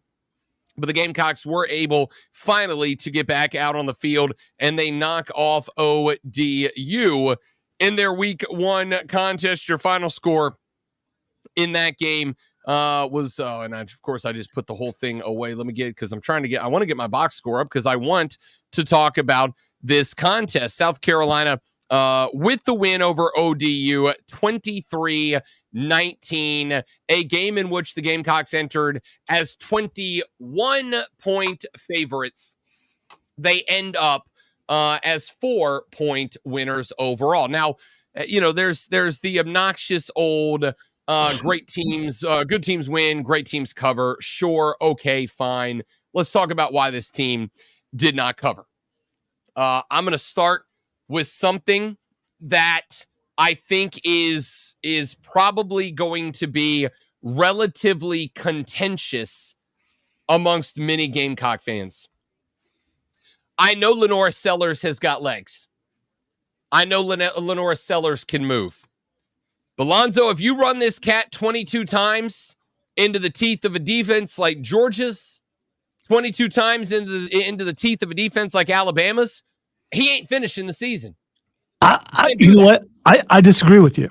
And here's the reason. He's somewhere between Lamar Jackson and Cam Newton as far as his size goes. The main problem I saw with him is there were lanes where he should have ran and he didn't because he was trying to pass. He could have got more yards when things opened up in front of him. I think he doesn't want to be run first guy unless they're calling a play where he is supposed to run. What I saw from him, I'm pretty excited about it. His only problem is he's slow.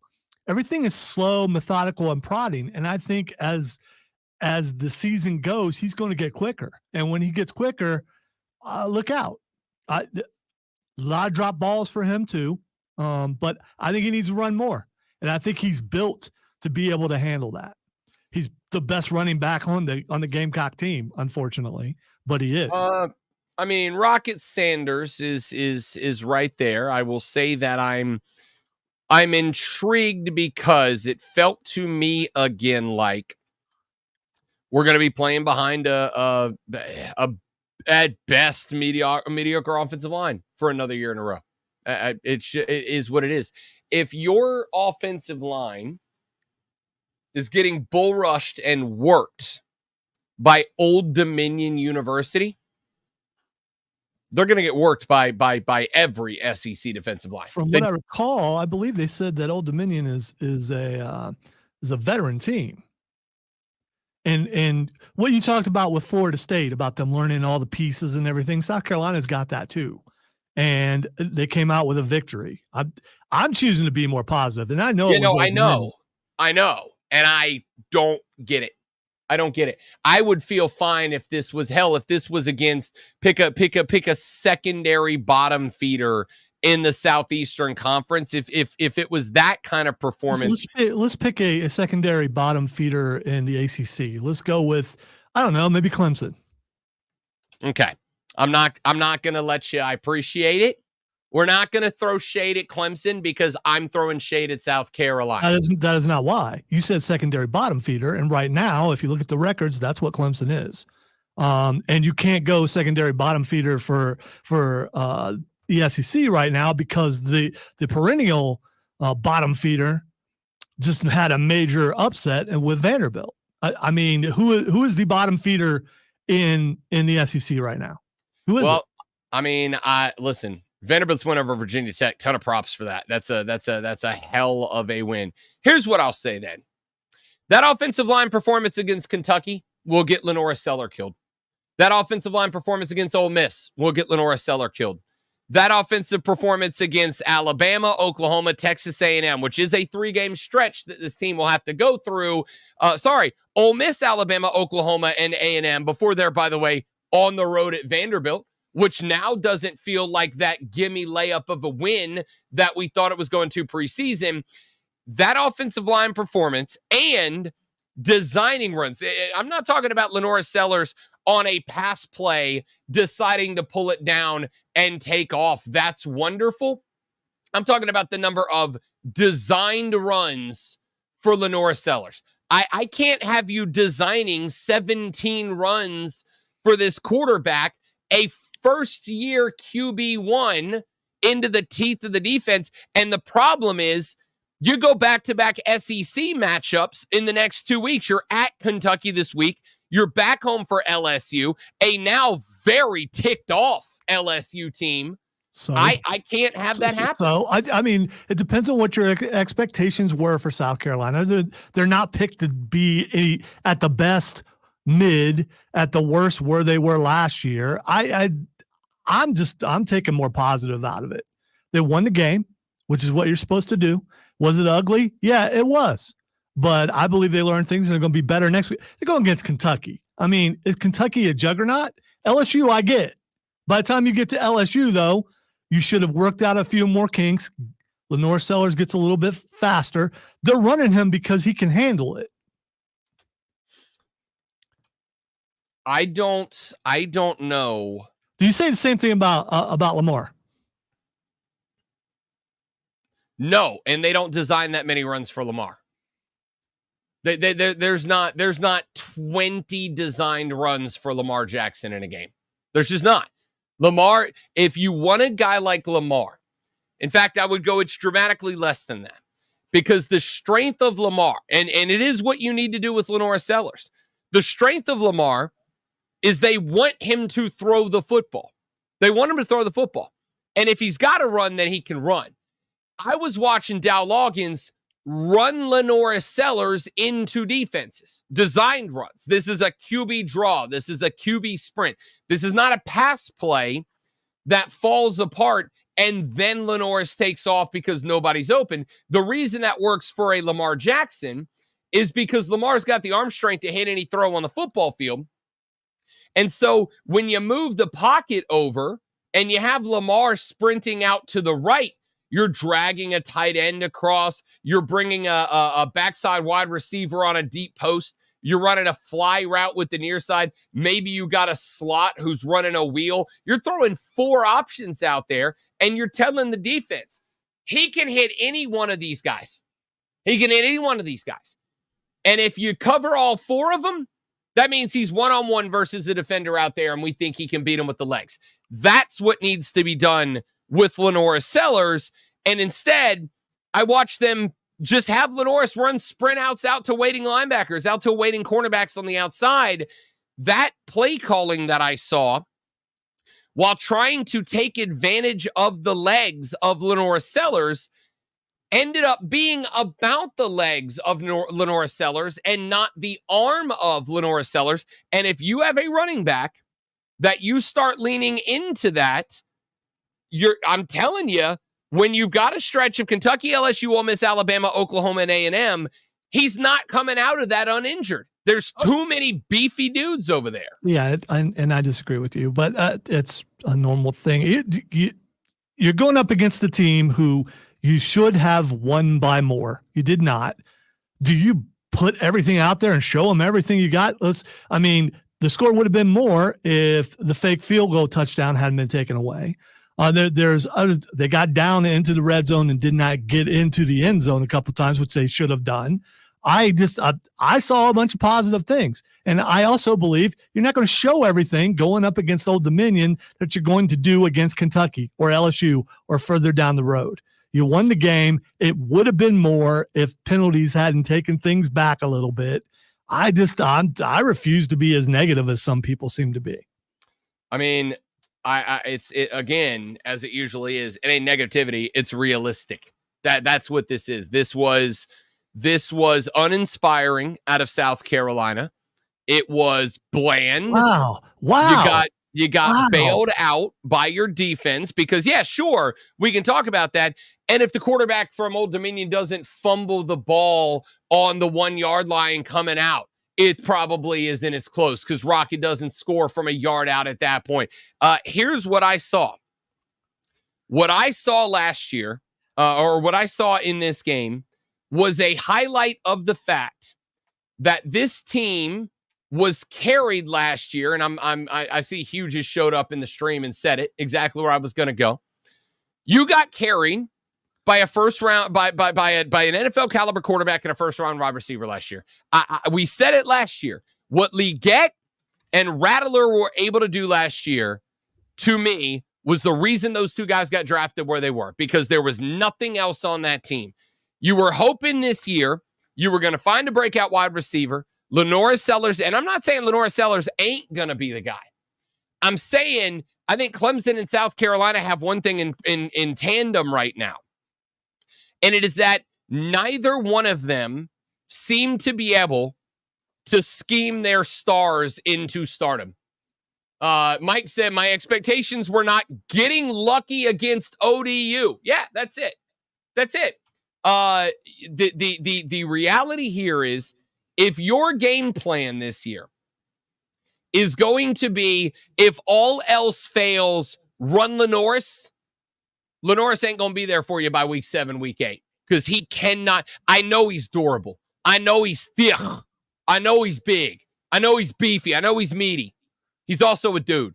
And there's a lot of other thick, beefy, meaty dudes on SEC defenses that love teeing off on a QB. Are they on Kentucky? Those guys that you're talking about? Does Kentucky have any of those? You are vastly underestimating what Kentucky's going to do. I'm just asking. You didn't answer the question. Are those guys, those dominant defensive guys that you're talking about, do they play for Kentucky? Not as many as are going to be playing for LSU the week after that. Okay, you take it one game at a time. You get better each game.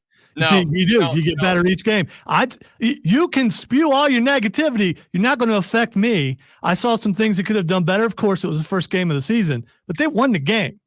They won the game. You beat the Monarchs, baby. You beat a Sun Belt team. You escaped a Sun Belt team, South Carolina. That's the high expectation. There are some teams who ain't won a game yet. There's some teams that ain't won a game yet. That's all I'm saying. If Clemson escaped Old Dominion, you'd be in here victory dancing and going, oh, you suck. I told you suck. Hey, Rob, so I'm not going to pretend. I have never in nearly 30 years of radio said, I am unbiased. I am not. I am biased. If you want all the hate, Clemson fans, send it towards me. Don't send it towards Rob. I could take it. I am going to be negative against Clemson, even though I'm the one who said they were the ACC, and they were for a long time. They are not anymore. And as far as the Gamecocks goes, I'm going to be positive about it. And I'm going to be biased. I am. So when I speak, my voice is biased. So what? All right. I, on the other hand, I'm going to tell you what's wrong. Because what's wrong is what needs to be fixed. What needs to be fixed is what needs to be done better. I'm not going to come in here and go, yay, everything's super duper. We won the game. Yay. That's not good. What happened in Columbia this Saturday was bad. There is no shine on the turd that I saw. I'm sorry.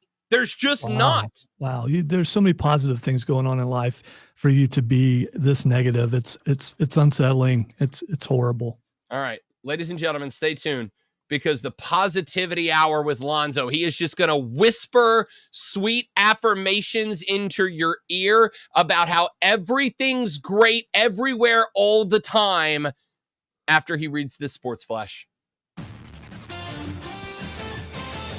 We know Rob hates feet. Apparently he loves ears, because he uses that a lot. Florida State has become just the third school in modern history to start the season 0-2 after being named the preseason top 10 team with a 28-13 loss to Boston College last night. Former Clemson Tiger DJ Uiagalelei completed 50% of his passes, going 21 for 42 with 272 yards, 1 touchdown, and 1 interception.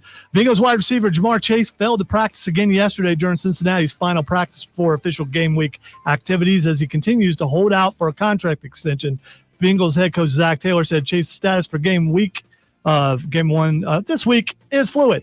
It's fluid. We don't know if he's playing or not. Tune in this Saturday at 4:30 as the Furman Paladins take on the Charleston Southern Buccaneers.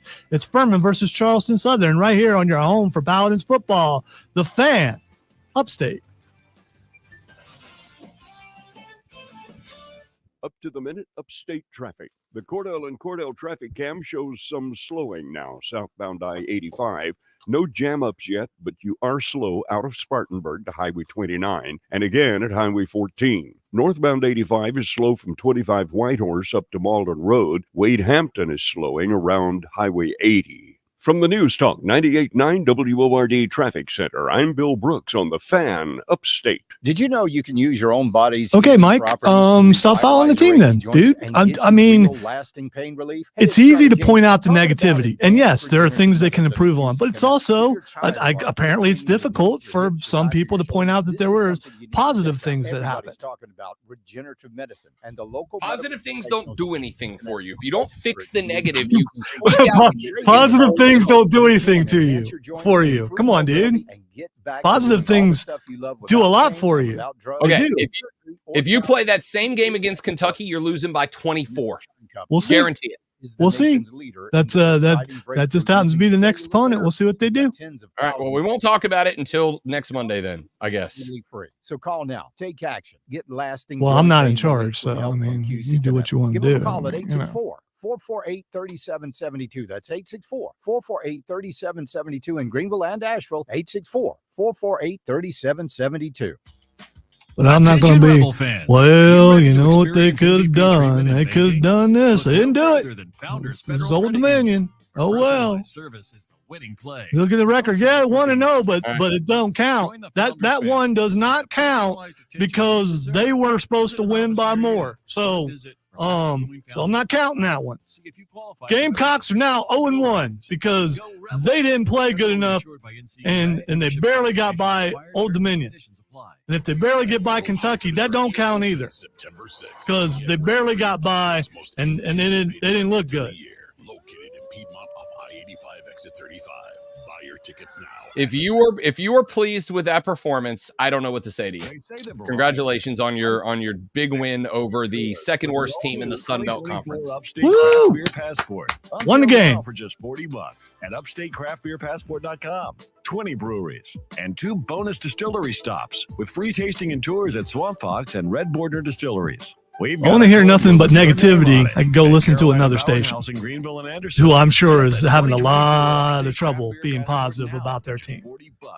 I just didn't see all the bad things that you saw. That's because you know ball and I know nothing because I'm a casual. And casuals only see wins and losses. If you didn't see bad in that game, I did. I saw that he needs to go quicker. The receivers need to catch the ball when the ball's thrown to him. The defense needs to play hard every single series and not give up like they did on some things. Of course, there's things that can be improved. Jake from State Farm. I'm winning. I finally cleaned my house, so I'm breaking out my new tropical room spray. Keep winning and create an affordable price. Just it's not arguing, Stephen. It's what we're supposed to do. I could be over here going, you know what? You're right, Rob. Oh my gosh, it's Old Dominion. How could they do so bad? North Sellers might as well quit now because he's going to get beat up. The offensive coordinator doesn't know what he's doing. Just run him to the teeth of the defense. He's going to lose. We're all going to lose. The world's going to end today because there's just weird planets. And then there's also the strange noise coming from the space station. I don't know if you heard that. So it's all over. I didn't hear that. It's all over anyway. So, you know.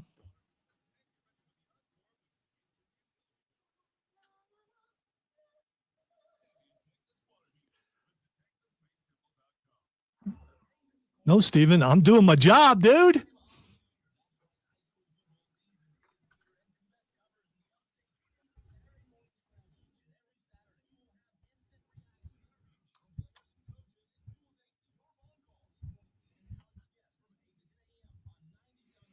it's okay to have a different perspective. And usually when people have a different perspective, the person who does not share that perspective thinks the person with the different perspective is dumb or wrong or something. WORD Spartanburg. WFBC HD3 Greenville, the official sports voice. Man, we went over.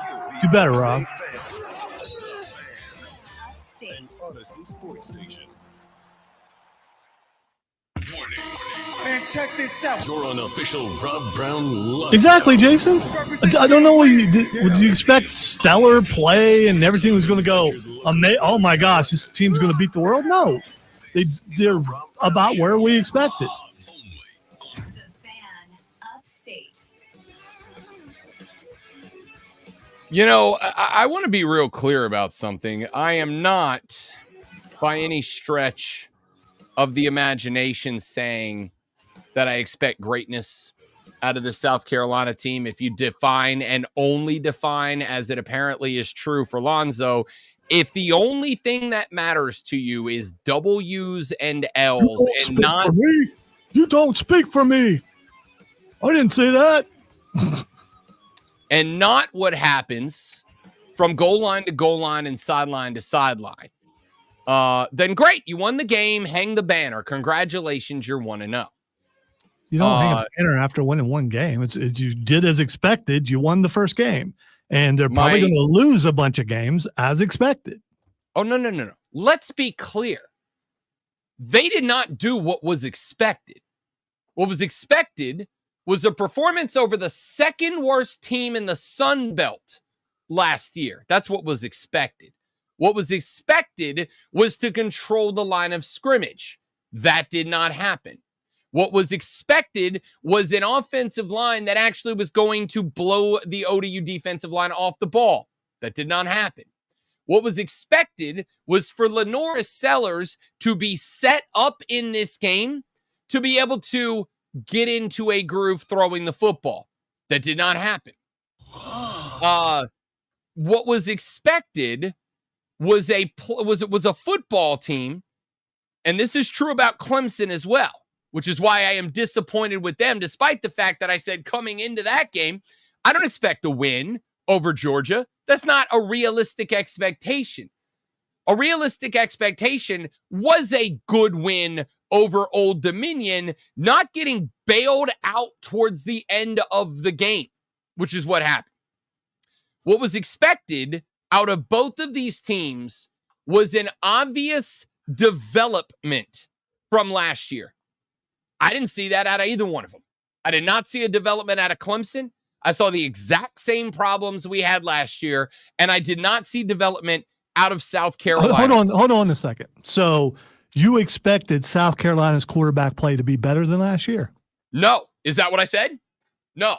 What I said was okay, so you need to explain to me where the development was that you're talking about. What I expected to see was play calling that took advantage of the strengths of this offense. I didn't see that. I didn't see that at all. I did. What I saw. Because we don't know. That might be the strength of the offense. It might be just Lenore Sellers. That might be it. And if it is, then the play calling took advantage of what do you understand that that's a bad thing? If you went from what you had last year and you came back this year and all you've got is our quarterback can run, that is a cataclysmic failure to get better in the offseason. You expected better quarterback play than what they had last year. No, again, don't say what I didn't say. Say what I said, which is if you came back from last year and you brought back an offensive line with more experience and a transfer running back who is one of the better backs in the portal, and Lenore Sellers, and what you took out of the entire offseason after what happened last year, you came into this with all we got is run Lenore's. That's what we got. That's where we're at. If that's what you brought out of this offseason, that's a failure on Shane Beamer and Dow Loggins. I'm waiting for you to tell me where you thought the improvements would be. I thought the improvements would be a more competent and thorough passing game, because last year the passing game was throw it up, bleep it, leak. How is it going to be more thorough than what we saw with future Hall of Fame for the New Orleans Saints player Spencer Rattler? How's it going to be? That's one of the better quarterbacks they've ever had there. So you expected Lenore Sellers to come in and play better than him, because I did not. I expected a guy who's just starting to come in and struggle a little bit, which he did. So did you expect the running game to get better? Because I did not. I just want to know where you expected the team to get better at.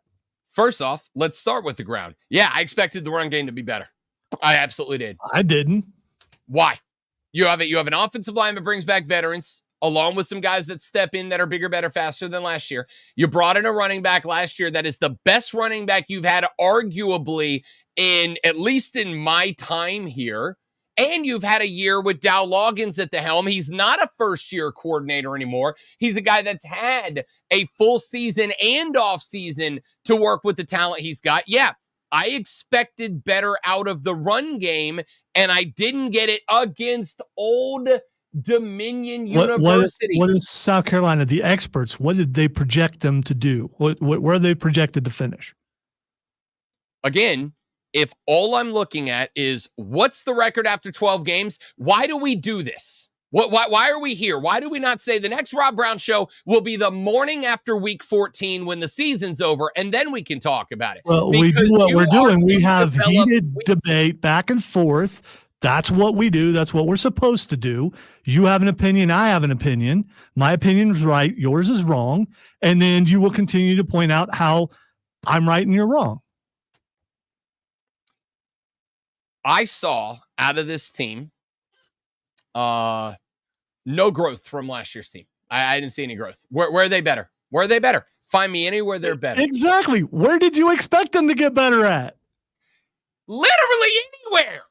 Literally anywhere. Just get better somewhere. The defensive line, that's what I got. You had a defensive line that had 2 players of the week across it. You had a defensive line that caught. In fact, I would go so far as to say that if it wasn't for the 2 turnovers caused directly by the defensive line, the Gamecocks lose this game. Fact, that's just the fact. The 2 turnovers won you the game. If it wasn't for the defensive line. But are you going to ask them for that every game? Am I going to have the defensive line create 3 turnovers to beat Kentucky? What if they do? Because you still, they won again, but it's only because the defense did what they're supposed to do. I don't understand. I don't know how you guys, you and Mike and some of you guys survive as a fan.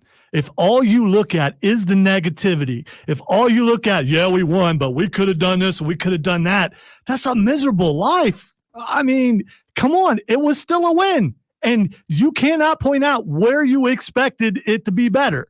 Did you expect the tight end to be better? Did you expect the second string running back to be better? Spencer Rattler left. Xavier Leggett left. There was going to be a drop-off. There is a drop-off, and yet they still won. Tell you what, I apparently, as the, I don't know, the master of negativity over here, I need y'all to talk to Lonzo for me. All right. Because I got to tell you, I have heard, and I mean this, between the one I live with, between her family that we spent time with this weekend for her birthday, between my friends that I've had the text and been hanging out with the last couple of days, between literally everyone that is on the stream right now, literally all of them, I have had 0 Gamecocks that say they were pleased with what they saw this weekend. Not one. Not Lonzo is literally, I think that's part of this for me, literally the only person that Never said I was pleased. Never said I was pleased. I said that I could find some positives. And now I'm getting supposedly destroyed by you and by people on the stream. I'm not. You're not going to change my outlook. I looked at things, saw things that need to be improved, and believe that they're going to be improved. Whereas you only are pointing out the negatives, and that's it. That's all you're pointing out. There are positives in life to bring forth and say, hey, this guy was bad, but I see the potential. He's going to get better. I don't get all the negativity. You know, if I'm standing on the side of the road and I got smoke pouring out of the engine and oil falling out of the tank and the doors have fallen off my car, I don't go, well, at least my tires aren't flat. No, That's you know awesome. what you do? You say, at least I got out of the car before it blew up. I mean, because you would rather sit in the car and complain about the car as it's on fire. And that's just no way to live. No. What is the way that the world works is that you continue to fix what's wrong and not just go ice cream sundaes because by the way, defensive line's good. Some things can't be fixed, but you find the positive in them and you move forward. I pray for the day that Ohio State loses to Michigan. You gotta. Okay. You're digitizing. Okay. I pray for the day. I do. That Ohio State loses to Michigan and Ryan Day grabs a microphone and he goes, I don't know why everybody's unhappy. We had some good things happen out there today. And you can't all be wins. Sometimes you got to focus on the positive. Not everything can be better. Not everything can be great. Ryan Day is a coach. You're not. Neither am I. We're people on the radio talking about what we saw.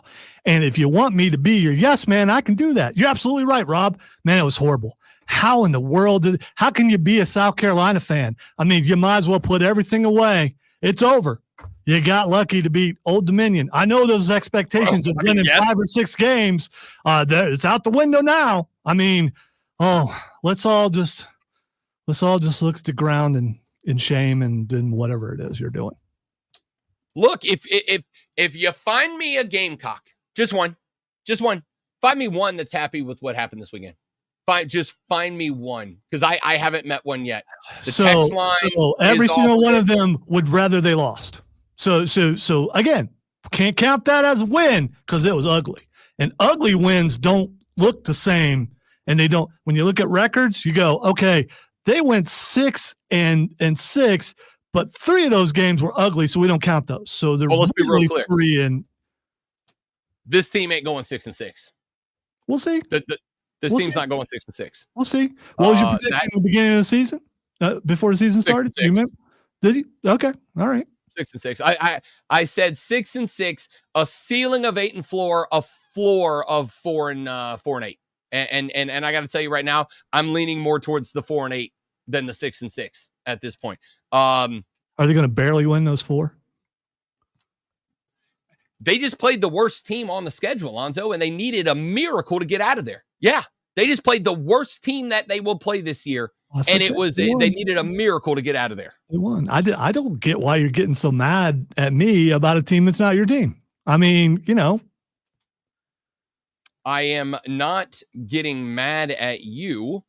I am curious and frustratedly so about how the view of the game that you hold is we won, everything's okay against Old Dominion. Never said that. You put words in my mouth to quote you. Never said that. I said there were positives. That's what I said. You hadn't found any positives, so I wanted to jump in there and say there were some positives. You have only found negatives. And if you look at every game and only find negatives, why are you watching football or any sport, period? It's supposed to be, it's supposed to bring some joy. I mean, is joy only in winning by 35 points? Is that the only place where joy is? Joy in football, to me, is being represented in a way that you are proud of on the football field by your team. If you enjoy sports, that's where that joy comes from. And when I watch that game on Saturday, my question is, again, where did this team get demonstrably better this offseason in a way that I would say I am good with the folks that are in charge remaining in charge because I know that there is long-term success in it coming down the pipe. Where is this team demonstrably better than it was last year so that I can say everything is good, carry on, because I know in 2 or 3 years we will be where I want us to be? Or are we good just being a perennial Poulin Weed Eater Bowl contender every year, because that's what that looked like. That's it. So I don't know. I don't know what to say. I'm reading the text, and it's like, yeah, South Carolina fans are not super thrilled about what we're seeing. 2 of South Carolina's touchdown drives, by the way, were for a combined 9 yards of distance. So the offense. What about the other ones? 91 yards. What about the other ones? You point out 2. Were there any that were more than 9? Again, if we are looking so at Georgia, every time they took the field, they went all the way down and scored a touchdown. Every single series. No, Georgia punked a top 15 team. All right, you're missing the point. You're missing the point, and you out-talked the bet. Oh, we got to take a break. I didn't hear the bed. All right, we'll talk more about it coming up later on in the show. Rob Brown, the great one, Lonzo, and you. It is the Rob Brown Show. It is the Fan Upstate. The Rob Brown Show. Listen on your computer and tablet at thefanupstate.com. It's upgrade season.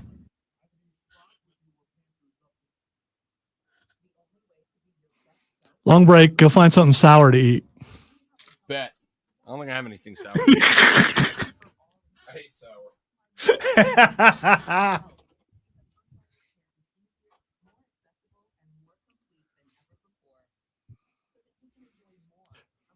Georgia looked good, Mac, especially in the second half once they made their halftime adjustments. Clemson, one thing that Clemson does still have going for them for sure is their defense. But no matter how good a team is or how good a defense is, if you're out there forever, you're going to start falling away a little.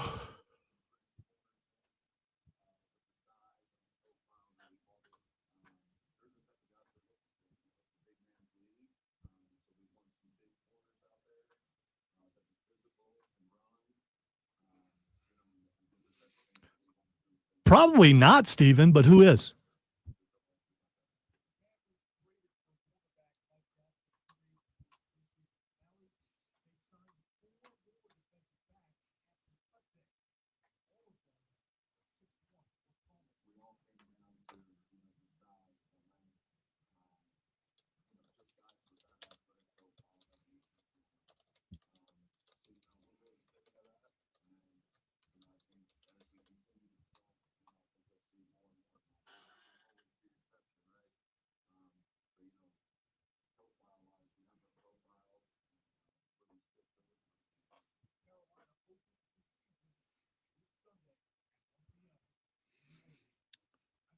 All right, I got my 25% in, so I'm probably done for the rest of the show.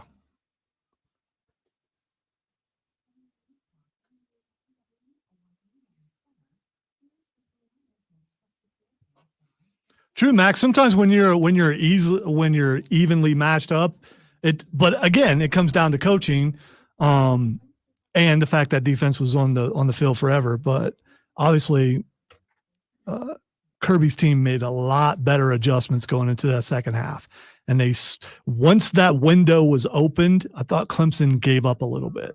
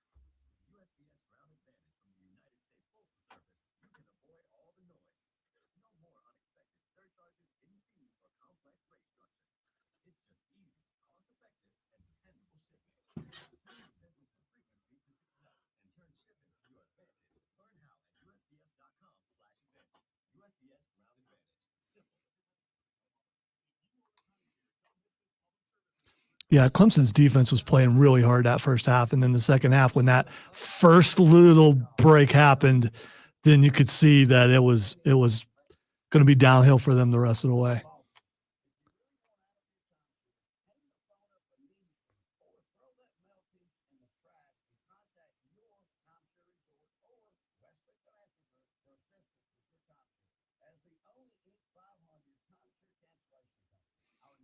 It's probably a good move, Stephen.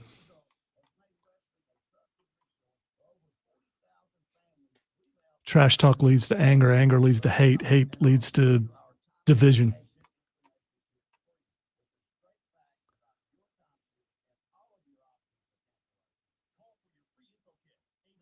Almost a Sith code, but not quite.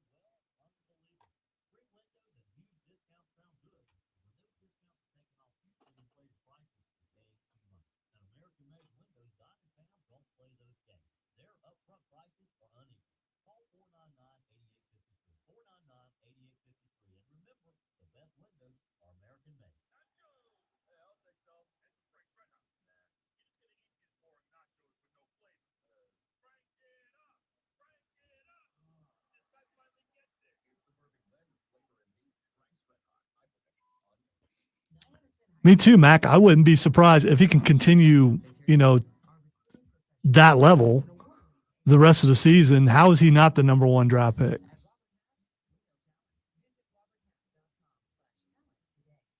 And just think, Steven, at the end of the week or near the end of the week, we get to throw NFL in there too.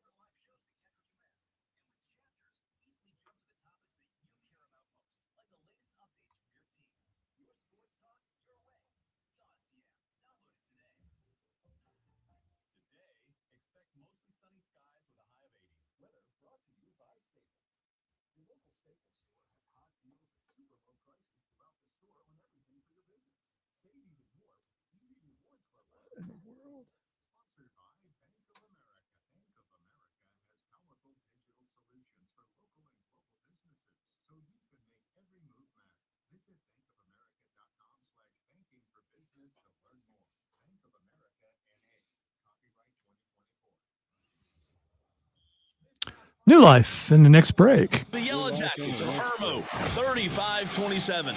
The Rebels start their season 0-2. Bad news is the Rebels did take the loss on Friday, but it seems as if they have found the quarterback in junior Kane Rogers, who had an exceptional performance in Week 1. This Friday night, the Burns Rebels are off with a chance to rejuvenate, get healthy, and get ready for region play that is just around the corner. Getting the game on the Rob Brown Show. Only on The Fan. The Fan! Upstate.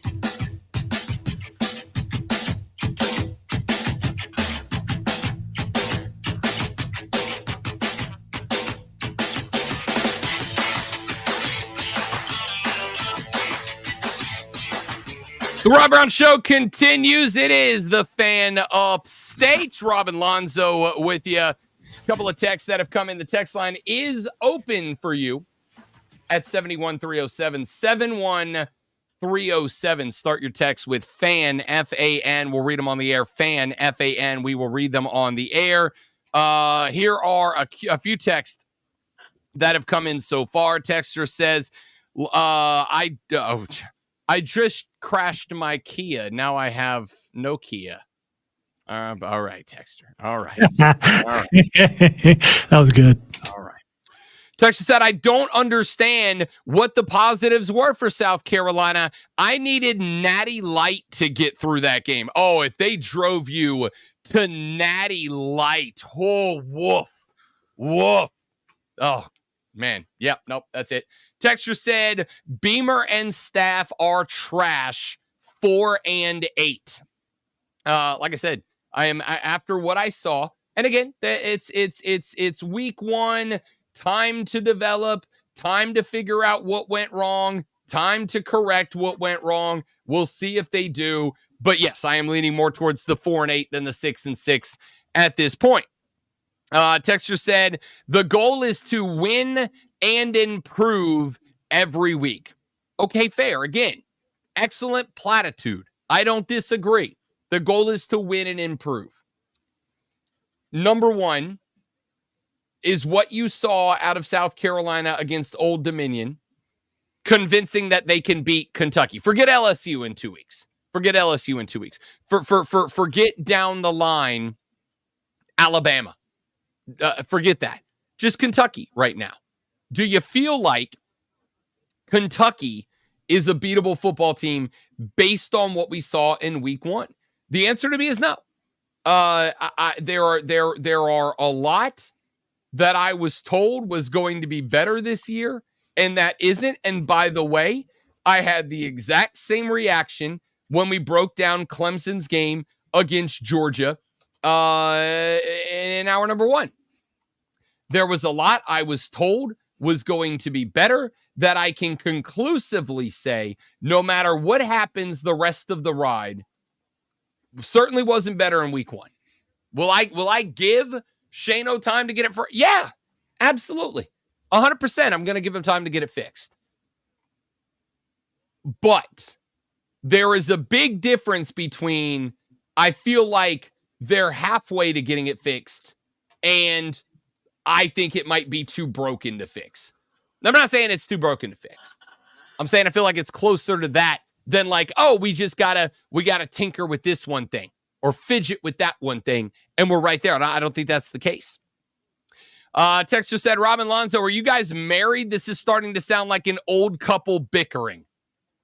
That's okay. We'll talk wrestling during the break and we'll be fine. All right. It's what we do. John Boy and Billy down the dial on our brother station, Classic Rock 101. If you want to listen to people who always get along, go ahead. Enjoy. And a lot of there we go. That's pretty good. That's pretty good.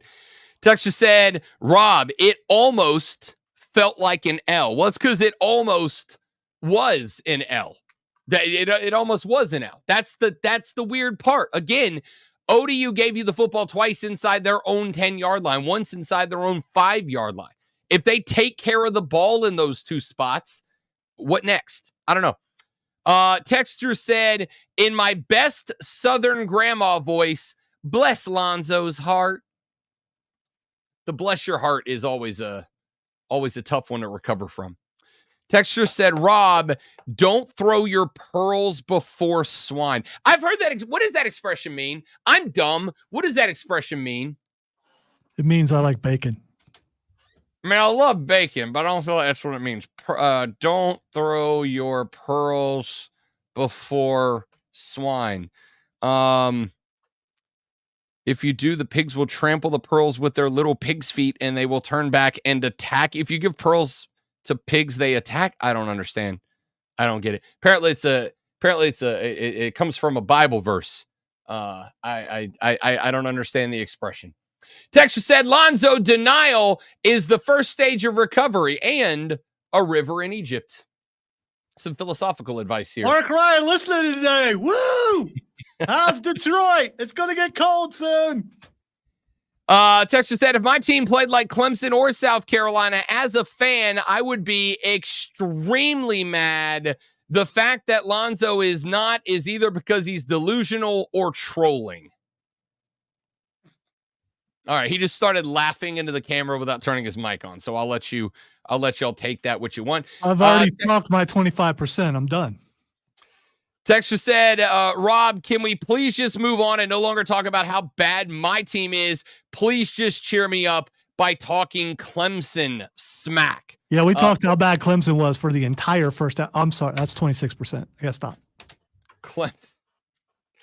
Clemson got theirs back in the first hour. And we're not done with either one of your schools, by the way, because it's football season. That's what we do. Texter said, Rob, we might lose to Vanderbilt if we play that bad again. I mean, Vanderbilt just knocked off Virginia Tech, who is expected to be a dark horse contender in the Atlantic Coast Conference. SEC leading Vanderbilt. is what you need to say. I mean, they were at the time. They still are. They're still 1-0, just like Georgia. They're at the top. Vanderbilt is at the top of the SEC right Doors, baby, the doors. Texture said, Rob, number one, is Georgia that good because they pummeled Clemson in the second half on the O-line? Number two, is Ole Miss that good? Good Lord. I don't know yet is the answer about Ole Miss. I will say this. If your whole thing is just win, baby, win, Ole Miss just won, baby, won over the Dins by like a whole lot of points in a shutout victory. Yeah, but did you learn anything? Yes, I learned that Antoine Juice Wells is exactly what Lane Kiffin brought him out of South Carolina to be. I learned that Jackson Dart has got an absolute cannon of an arm on him. And I learned that the Ole Miss offense is very versatile. There's not a spot on the field where they don't have something that they can pull out of the old bag of tricks to make you pay for trying to over-adjust to what they're doing. The power of positivity right there. It took a while. Had to talk about another team, but there it is. Positivity. I mean, listen, I want to talk about the positivity where the positivity resides. Again, South Carolina's defensive line was spectacular in this one. In fact, if I recall correctly, they had two SEC defensive linemen of the week in Dylan Stewart and Kyle Kennard, both of whom, if I recall correctly, forced a fumble in that game, both fumbles leading directly to touchdowns for South Carolina, touchdowns that obviously now we know were pivotal in winning the contest.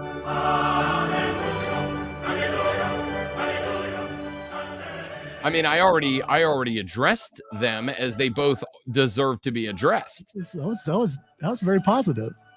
Way to go, you. Next thing you know, you'll smile, which you could see if you tune in to, we're on Twitch and Facebook and YouTube. And now he's refusing to smile. It's because skinny people don't smile. That's why. I look at this game for South Carolina. I promise we're going to get away from it after this because at this point we've been on it for a hot minute. There is one thing that Lonzo brought up that I would ask as a question. Lonzo said it was week 1, game 1 against a lesser quality opponent. All of these things true. He said, is it possible that this team was holding something back in the playbook, was being vanilla? We're keeping a lot up the sleeve and ready for Kentucky. And the answer is that is absolutely a possibility. It is something that is well known to happen for a lot of NFL teams. It is something that I suspect a lot of college teams do in their games against FCS and Division II opening teams. Sure. Is it a possibility? Maybe. But here's what else I'd say. After this game and maybe Akron, there's no more gimme games on this schedule for Carolina. They have to beat both of those teams and find 4 more wins out there somewhere else. I don't think late in that game, when Old Dominion was still hanging around, was still coming up with the football, was still finding places to take advantage of what this team was doing. If that was the choice that was made, I would question the decision-making process. Because you're at a point now where every win is, if you're Shane Beamer, infinitely important. And so skating on an Old Dominion win, but keeping everybody in the back tank for Kentucky, which, by the way, I agree with Joey B. Kentucky's a must-win game if you want to go bowling. If this team loses to Kentucky, they'll have Akron, Vandy, and Wofford left, and you won't go bowling. That's all there is to me. That's why I'm upset. If there was another 2-0 game, if Akron was next, I'd probably be less bothered about it. But you got a must-win SEC game next week on the road, by the way. Back after this on the Rob Brown Show, we'll start talking about some of the other college reactions we had in week 1. It is the Fan Upstate. New life. 10-4. This is head coach of the Furman Paladins, Clay Hendricks. Hear every Paladins game on the Fan Upstate. So last Thursday afternoon, I headed to the other side of town and I picked up my wedding suit, freshly tailored and personalized to yours truly. I went into the little changing room. I put it on. I walked out. And don't worry about what the tailor said or my fiance said. I just need to worry about what I said, which was, man, I kind of look good in a suit. Man, I might need to start working suits into the routine more often. That is because I am down well over 50 pounds because of my friends at New Life Weight Loss. I have been working with them for 3.5 months now. I am down over 50 pounds. And here's the even better part. I get married in a touch over 2 weeks. When I do, what I don't want to happen is bounce right back to the weight I was before I started working with New Life. And I won't. Why not? Because New Life has helped me learn better eating habits. They have helped me change the way I see food and my relationship with it. So when I get done, I'll be able to maintain a healthy diet, make those good choices that help me drop 50 pounds and will help me stay at my goal weight into the future. And I promise you, I'm the biggest foodie that you know. If I can figure out how to do it, if New Life can help me do it, they can help you do it as well. And if you call New Life Weight Loss before the end of this month at 864-686-5820 and tell them you heard about them on the Rob Brown Show, they will give you $250 off the program. 864-686-5820. Call before the end of this month. Tell them you heard about them on the Rob Brown Show. Get $250 off the program with our friends at New Life Weight Loss. I'm Chuck Sanders. Here's the Sports Flash presented by Progressive. Looking ahead at this weekend's college football action, Clemson plays host to App State. Furman home against Charleston Southern. South Carolina on the road at Kentucky. The Carolina Panthers open up the season this coming Sunday at New Orleans. It's a 1 o'clock kickoff. The home opener is a week later on the 15th against the Chargers. The Braves were off on Monday. They open a series at home tonight against the Colorado Rockies. 15-3 Chris Sale starts for Atlanta, while 4-6 Kyle Freeland gets the nod for the Rockies. Colorado's already been eliminated from a play.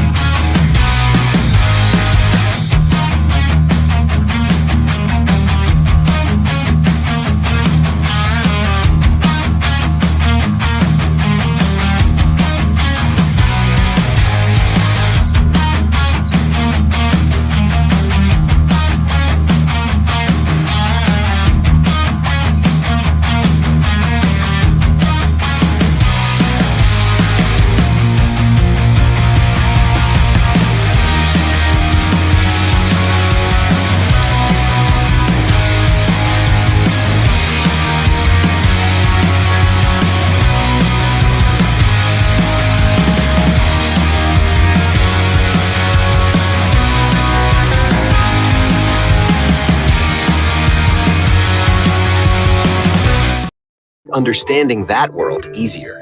Realtors have the expertise, access to proprietary data, and tools to help you get from imagining living somewhere to actually doing it. That's the kind of help we can provide, because that's who we are. Realtors are members of the National Association of Realtors. Thanks for calling Discover. This is Diego. Hi, Diego. It's Jennifer Coolidge. You know, I just want to say your cashback match makes me feel so special. It really inspired me. That's great. Doubling the cashback you've earned at the end of your first year is what we do. Well, I'm doubling everything now. Double dating, double dipping, double feature, double header, double whammy. You know, basically double or nothing. You earn.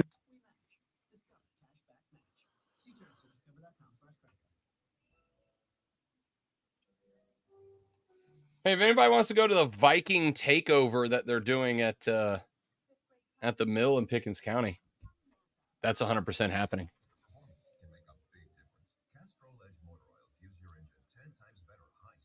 If anybody wants to go eat turkey legs off the bone and drink mead,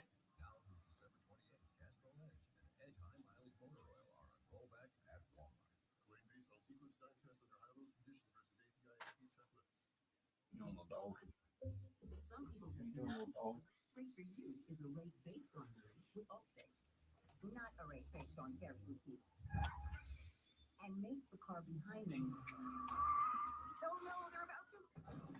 Oh. Save with DriveWise on the Allstate app and only pay a rate based on you.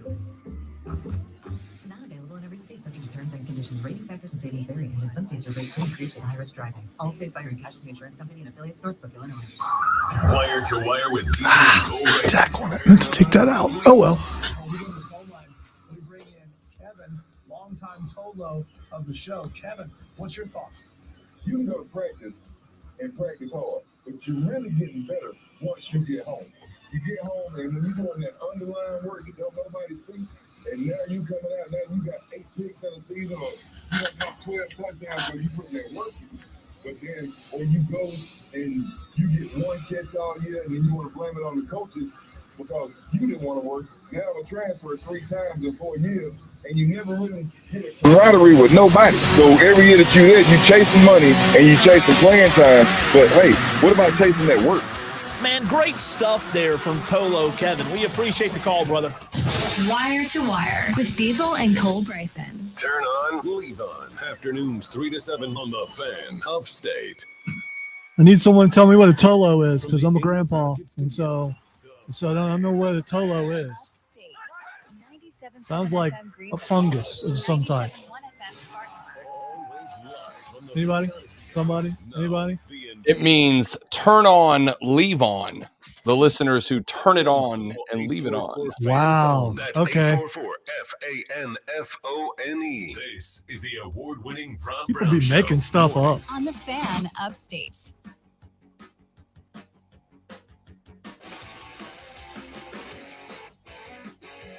Texture said with the Carolina offense you saw Saturday night, this is a 5-win team for the year. If the play calling stays the same, I see 3 wins. Texture says both schools look like champions of life right now. That's an excellent text. Excellent text.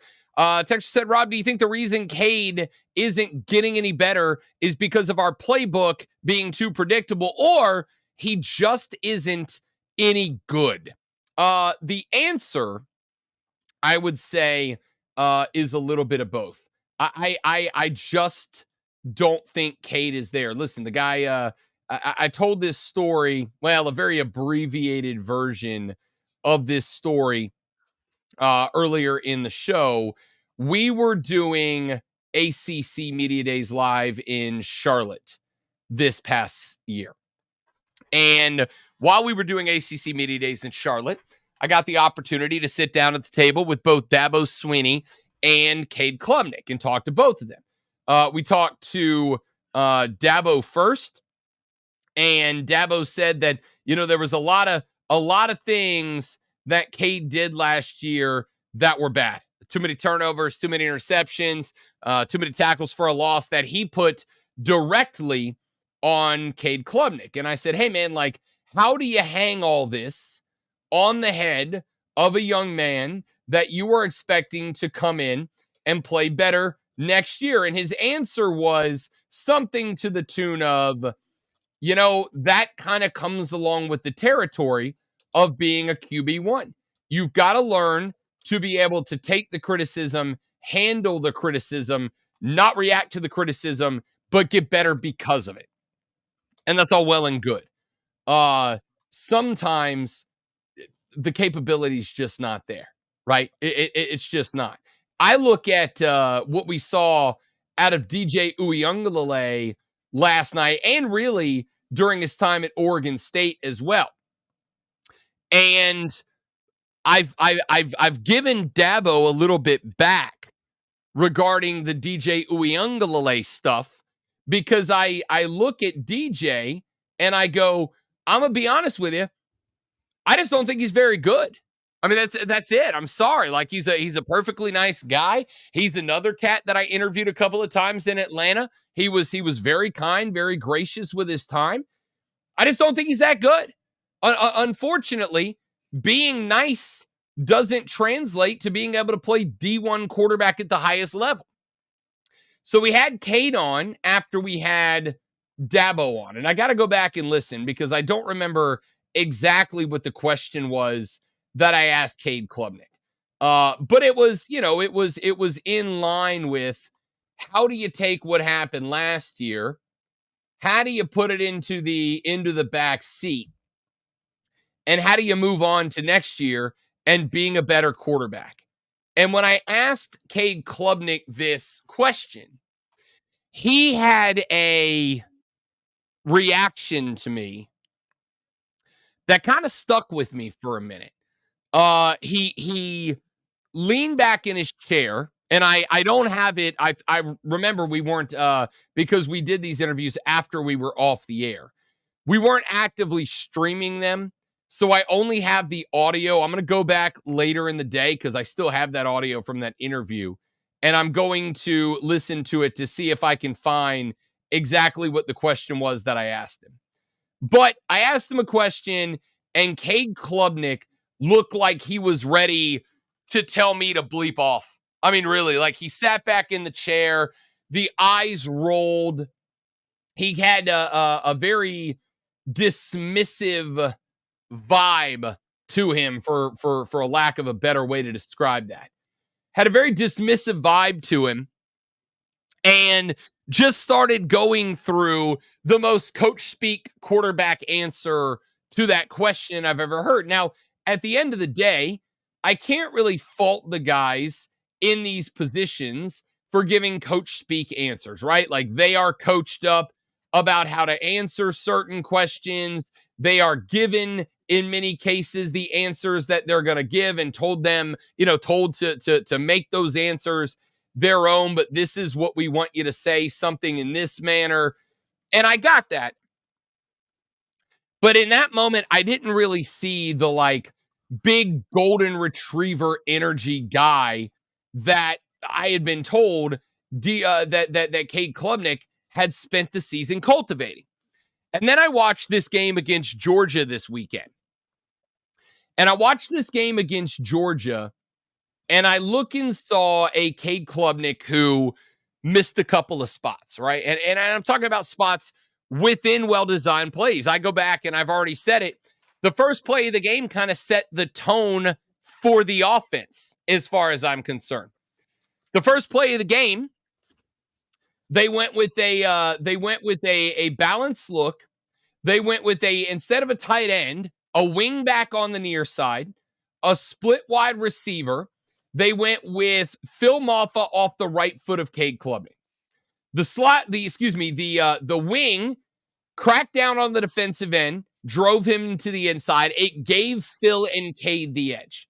They ran the wide receiver out there on a little in-crossing pattern that pulled the covered corner with him and took him out of the play.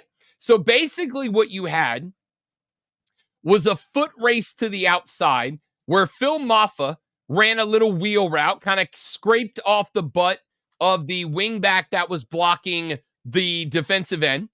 Cade ran a flat out and had an option there, which is if the linebacker that ran with Maffa stepped up to cover him, then he could cut that run back up to the inside and take him himself.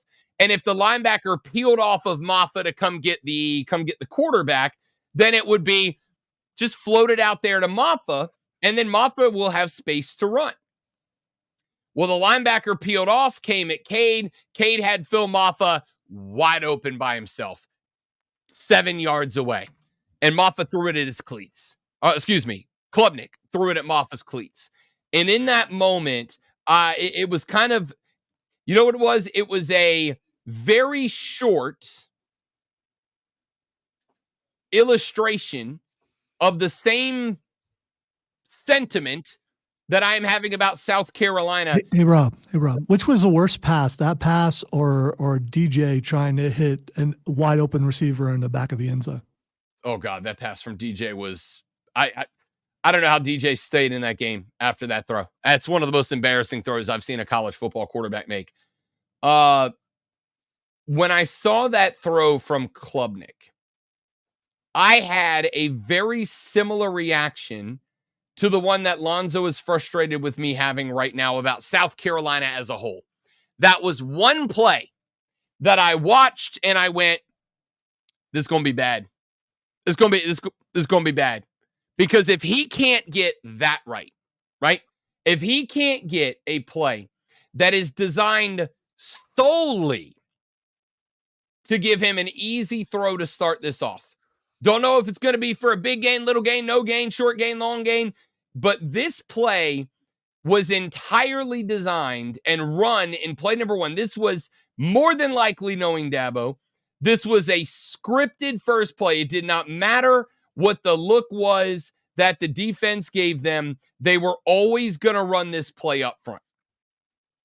And the concept here to run this play up front is, again, to give Cade the opportunity to take a look at where the defense is going to key. Is it on him? Is it on Maffa? It's going to give him a look that should provide him either an easy throw to the flying out running back or the opportunity to turn it up the field, run the ball, kind of get used, kind of get sped up, whatever. And what I saw was that play work like a dream. Wingback cracks on the defensive end. Wide receiver runs it out, takes the cornerback in coverage with him. Linebacker scrapes over the top to follow Maffa. As Maffa gets out on the flat route, the linebacker pulls down underneath to chase down Klubnik.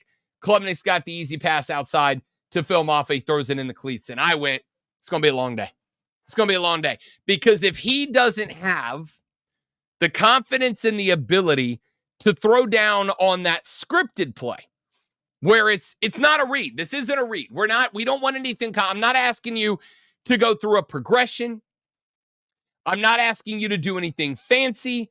What I'm asking you to do is look at the linebacker. And if the linebacker steps up to you, toss it to Maffa. And if the linebacker goes out with Maffa, cut up underneath him and run the ball. That's all you got to do. And he read it perfectly. Saw the linebacker square up, put the numbers, get lateral or get perpendicular to the line of scrimmage and attack the quarterback. And there's Maffa wide open and he hits him in the feet. And I went, all right, if he can't run that, this is a play that if you script it, you have run this play 1,000 times during the offseason to get ready for this moment. And you didn't get that right. Now it's week one. You're playing the number one team. You're playing in front of 77,000 people in an NFL stadium. You haven't gotten to run this against a live defense outside of your own. I get it. There's a lot that can go wrong. But man, against Georgia, in that moment, an opportunity to punch them in the mouth potentially for a big game on play number one, and you don't get that one right. And then after that, then the playbook got very predictable. It was the Clemson offense Dabo's talked about. There was no evolution. There was no adaptation. There was no changes. It was just the same concepts that they run over and over and have been for years. And now you clearly don't have a generational quarterback to bail you out. All right, final hour of the show. We will get away, pardon me, from both Clemson and South Carolina. Let's talk the rest of the college football landscape. Let's talk LSU, USC. Let's talk about Tennessee. Let's talk about everybody else when we come back on the Rob Brown Show in the Fan Upstate. Before we get there, Lonzo wows you with this sports flash. Florida State has become just the third school in modern history to start the season 0-2 after being named a preseason top 10 team. With a 28-13 loss to Boston College last night, former Clemson Tiger DJ Uiagalelei completed 50% of his passes, going 21-42 with 272 yards, 1 touchdown and 1 interception, while FSU rushed for just 21 yards in the game. The Atlanta Braves are back in action tonight against the Colorado Rockies in Atlanta. Atlanta dropped 3 of 4 games against Philly in the series and dropped Atlanta to 7 games behind the Phillies in the East. And Atlanta now holds a half-game lead over the Mets for the final wild card position. Tune in this Saturday at 4:30 as the Furman Paladins take on the Charleston Southern Buccaneers.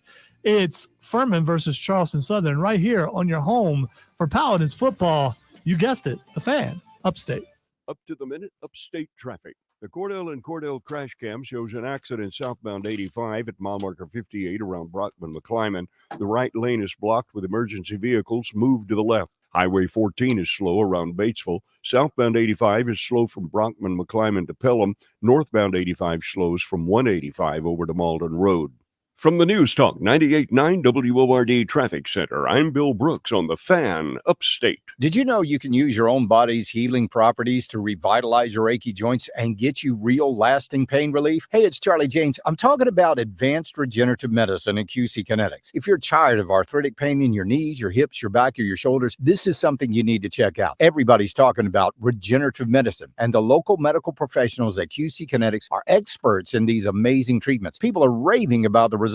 You can enhance your joints, improve mobility, and get back to doing all the stuff you love without pain and without drugs or surgery or downtime. Under the leadership of Medical Director Dr. Mitchell Scheinkup, QC Kinetics is the nation's leader in this exciting breakthrough using cellular therapies. They've got tens of thousands of satisfied patients, and the consultation is totally free. So call now. Take action. Get lasting joint pain relief with help from QC Kinetics. Give them a call at 864-448-3772. That's 864-448-3772 in Greenville and Asheville. 864-448-3772. Is your business stuck, struggling to grow, need more leads, traffic, and word of mouth? You could redesign your logo, build a good point, James. That's never happened in the history of football. But none of those will boom your business straight to the top. See, market leaders play by a different set of rules. Do you know how to become the brand people think of first and feel best about? Winning companies do, and they use this knowledge to gain an unfair advantage over you.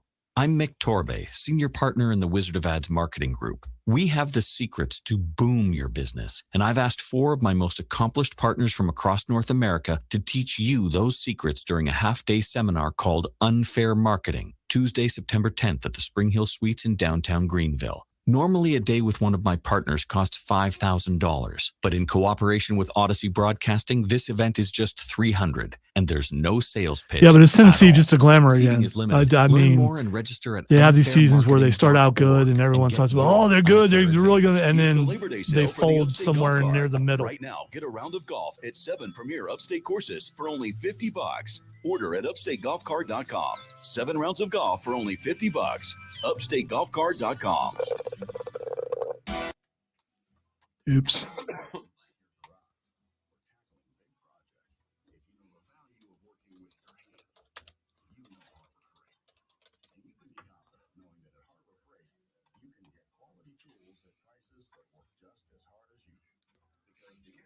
They've just put forth one of my favorite chapter titles of all time.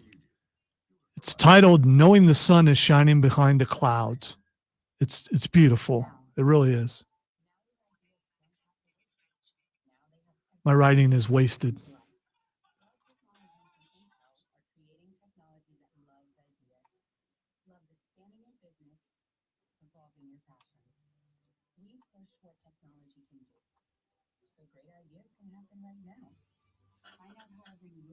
My 25% goes beyond in the stream because somebody else isn't talking. So, yeah, I got, Sorry, I'm getting emails from the company about my car.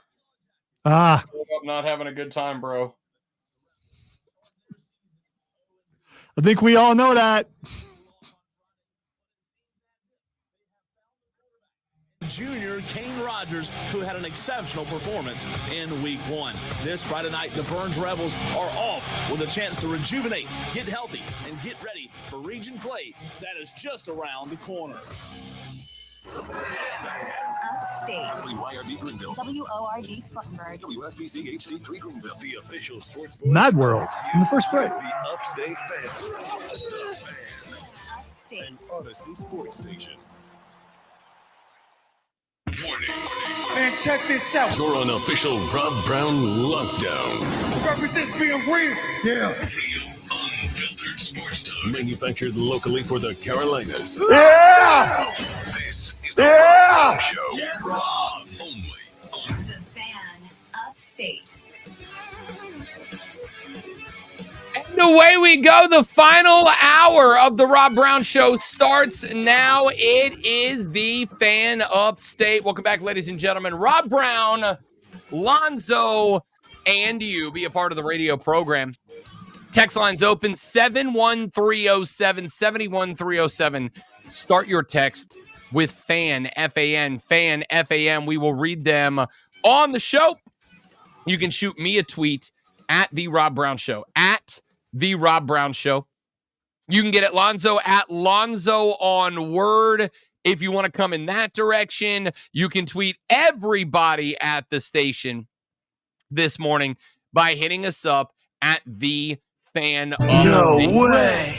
Totally way, dude. Totally way. All right, let's get to some of the other scores and news of note out of the landscape of college football. Next segment, we flip it over to the NFL. We're going to go light in the NFL in the beginning of the week, and then we will switch heavy into the NFL at the end of the week because, ladies and gentlemen, you may not be aware. If you are not, please know that I am pleased to be the first to inform you. It is NFL Week 1. The pros started up this Thursday night when the Kansas City Chiefs begin their revenge tour from all the disrespect that they've been suffering this offseason as they take on Lamar Jackson in his Baltimore Ravens, an AFC Championship game rematch firing up Thursday evening.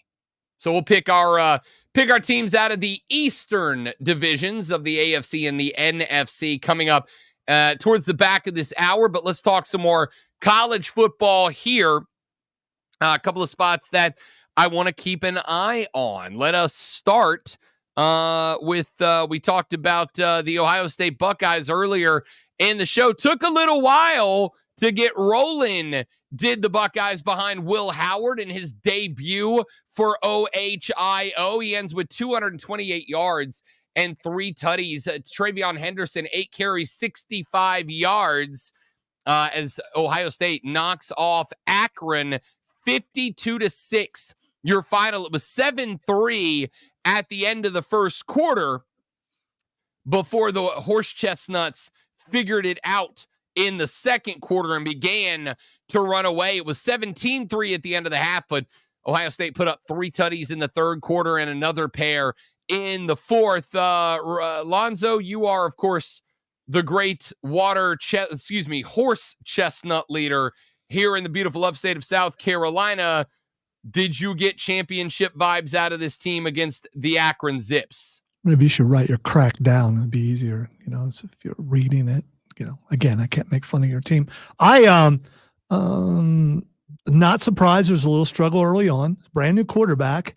I thought Ohio State was a little overhyped before all this. And, we've seen in the past when things are overhyped, this is the greatest team ever assembled and all that kind of stuff. Sometimes they fall flat, but they pulled it together and was very positive as far as I would like to see a little more out of Henderson, but you didn't need it. So when they go up against those stalwarts in the Big Ten, going to need a little more out of the running game. But other than that, I'm happy with it. Speaking of stalwarts in the Big Ten, there is a stalwart in the Big Ten that did not impress in week number 1. It was, as a matter of fact, my pick to be national champions this year, but it took a little while for this team to get rolling. The Oregon Ducks. Here's the weird part. The Ducks ran 87-ish plays in this game. They had 50 passing plays, 37 running plays. They had 380 yards through the air off the arm of Dylan Gabriel. He also threw for a pair of touchdowns, no interceptions in this game.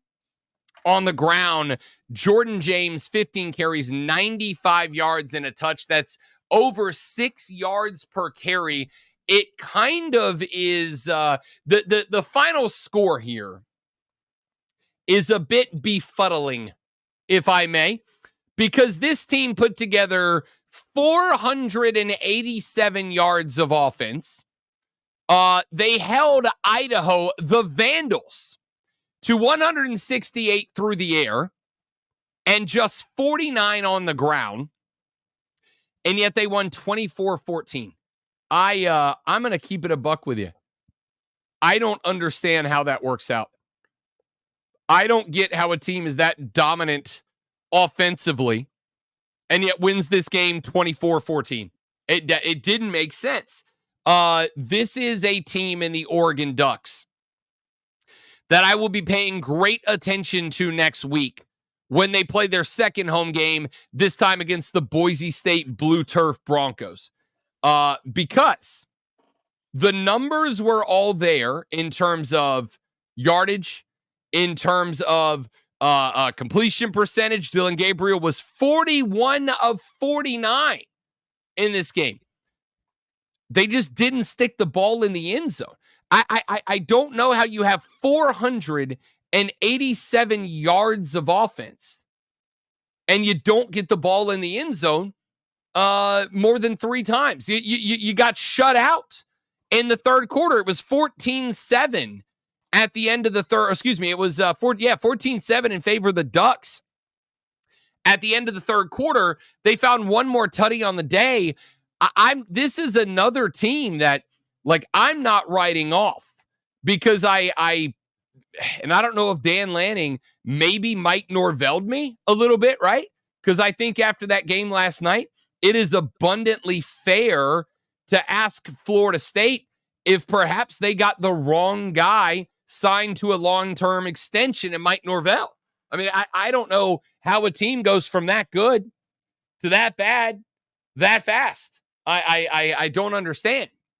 So I'm real interested in the Ducks' great one because there was no need for that game to be that close, that long from a team that was expected to be a Big Ten contender against an Idaho team that ain't exactly a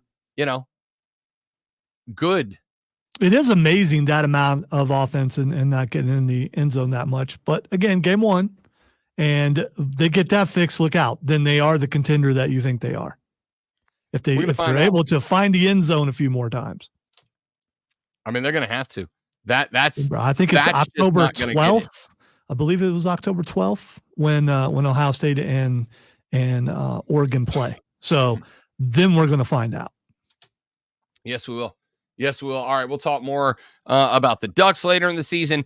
Alabama, exactly what I thought they were going to do. They roll Western Kentucky 63-0. Jalen Milroe gets yanked after just 9 passes, 7 of 9, 200 yards, and 3 touchdowns. Milroe also carried the ball 10 times for 79 yards and a pair of touchdowns. I will say that when we talked about earlier Lenore Sellers and his role within the South Carolina offense, I'm going to tell you, I want it to look just like what it does for Jalen Milroe in Alabama. All right. I want it to look the same way.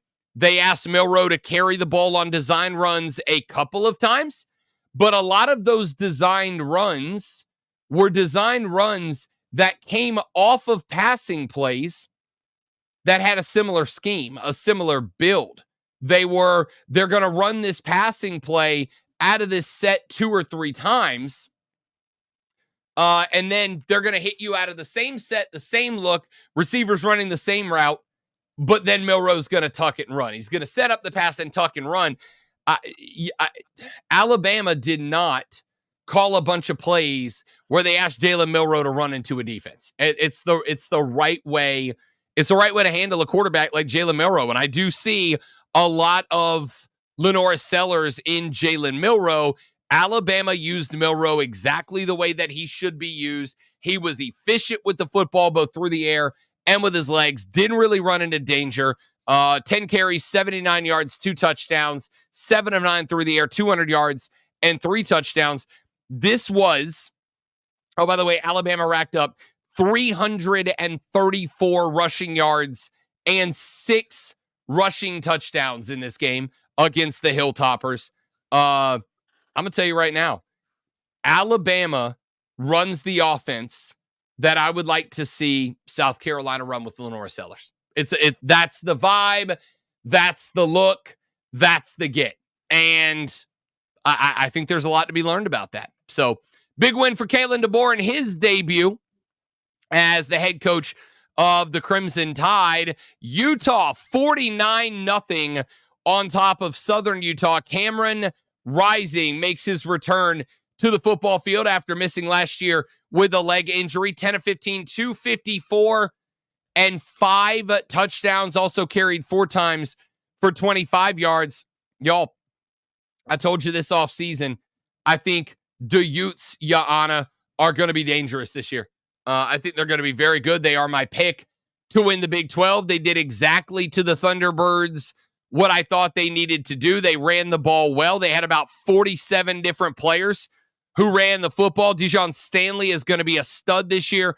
3 grabs, 150 yards, 2 touchdowns. Brant Queeth had 4 grabs for 69 yards, put it into the end zone 3 times as well before Kyle Whittingham eventually called off the Dogs for the Utah Utes. 49-0 winners there. That's my Pac-12 pick.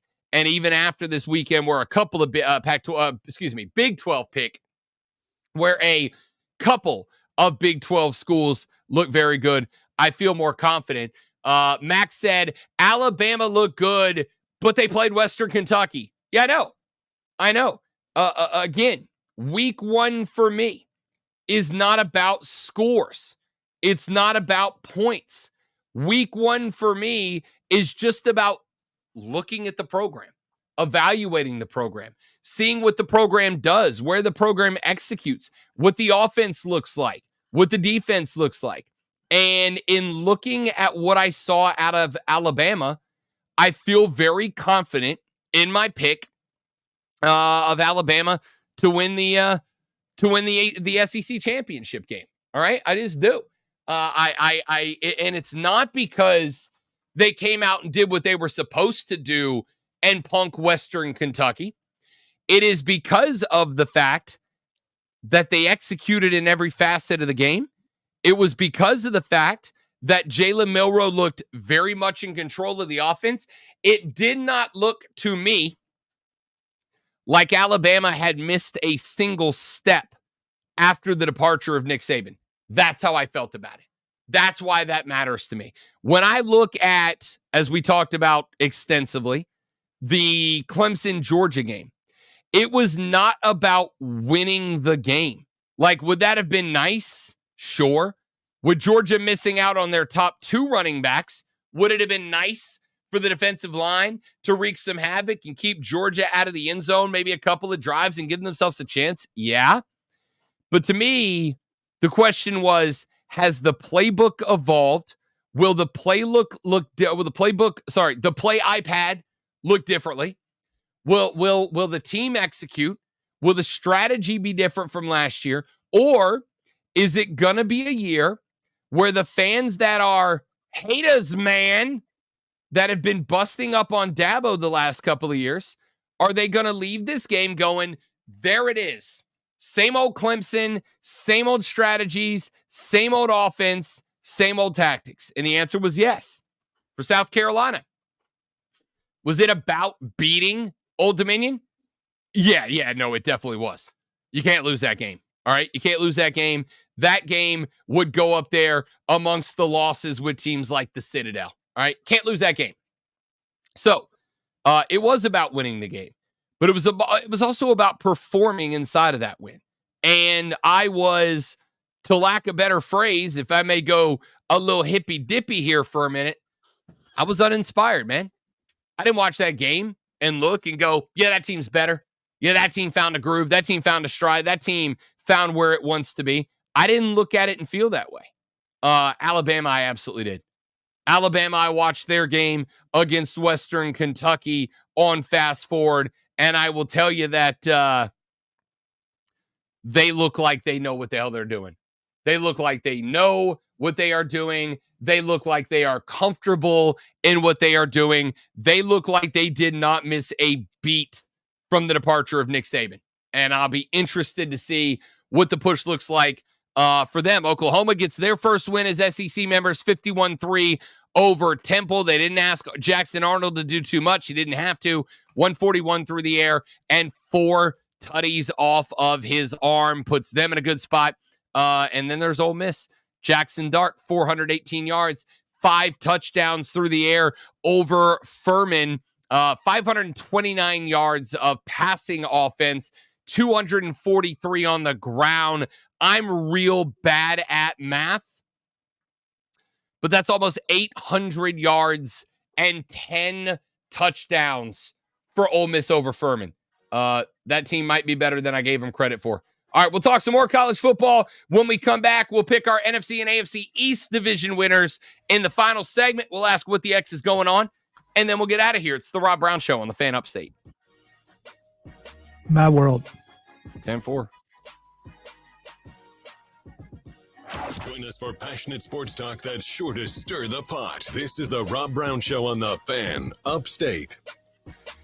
Ladies and gentlemen, it is here. The spooky season is finally upon us. And as always, ready to celebrate by giving you the thrills and the chills of a lifetime are Mad World. The 2024 edition is open now. Opened their doors last Friday, and they are ready for you. So if you maybe want to get your Halloween season started off at the #1 haunted attraction in South Carolina, at one of the top 10 haunted attractions in all of America, Mad World is ready to welcome you right now. But Mad World is, of course, ever so much more than just a haunted house and trail. I mean, it is that, and it's an amazing one over a mile long, but also they've got golf, mini golf, they've got bonfire, they've got music's concession stands, they have got all sorts of activities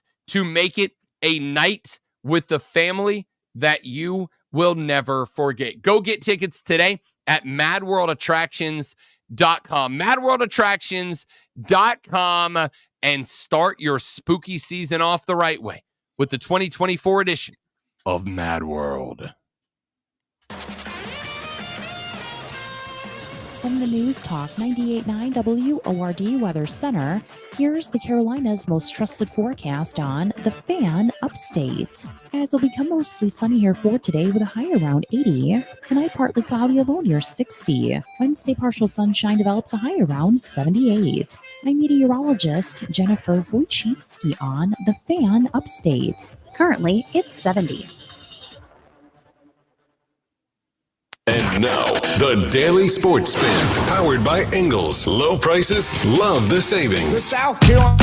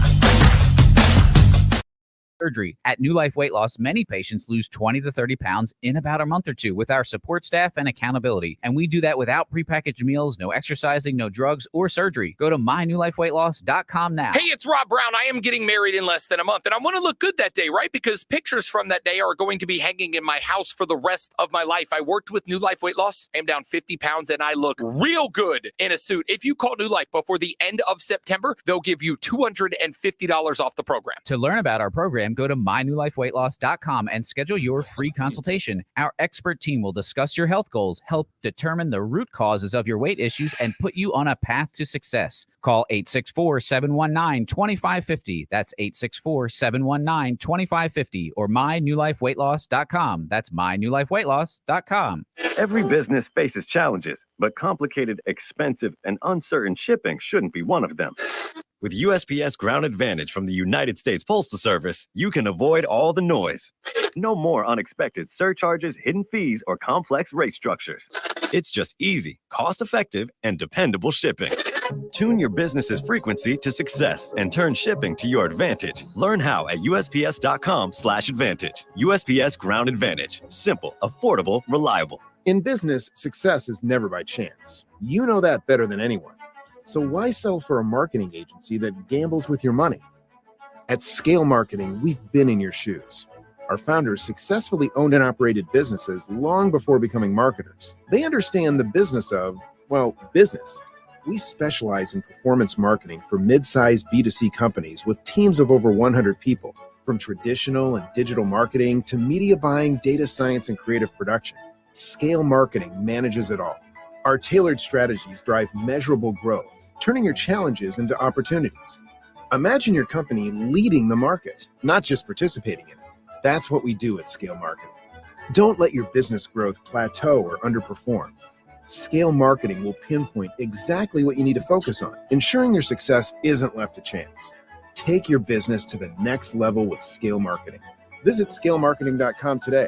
That's scalemarketing.com. Today, expect mostly sunny skies with a high of 80. Weather brought to you by Express Employment Professionals. Hire for logistics roles with Express Employment Professionals. They'll take care of recruiting, interviewing, and more, then supply you with the workforce. That was a joke, Mac. Visit expresspros.com for a location. Hey, this is Cole Bryson. It's the most wonderful time of the year. That's right, high school football season is here, and for the best coverage in the upstate, tune into the Saturday Morning Scramble. Each and every Saturday, we will have instant reaction interviews from players and coaches, and we will take your phone calls. Join me and Alex Guest from 8 to 10 a.m. on 97.1 FM in Spartanburg, 97.7 FM in Greenville, and on the free Odyssey app. All brought to you by Founders Federal Credit Union and your local Eagles. No need to check the clock. It's Rob Brown time. Now, weekday mornings from 6 to 10 on the Fan Upstate.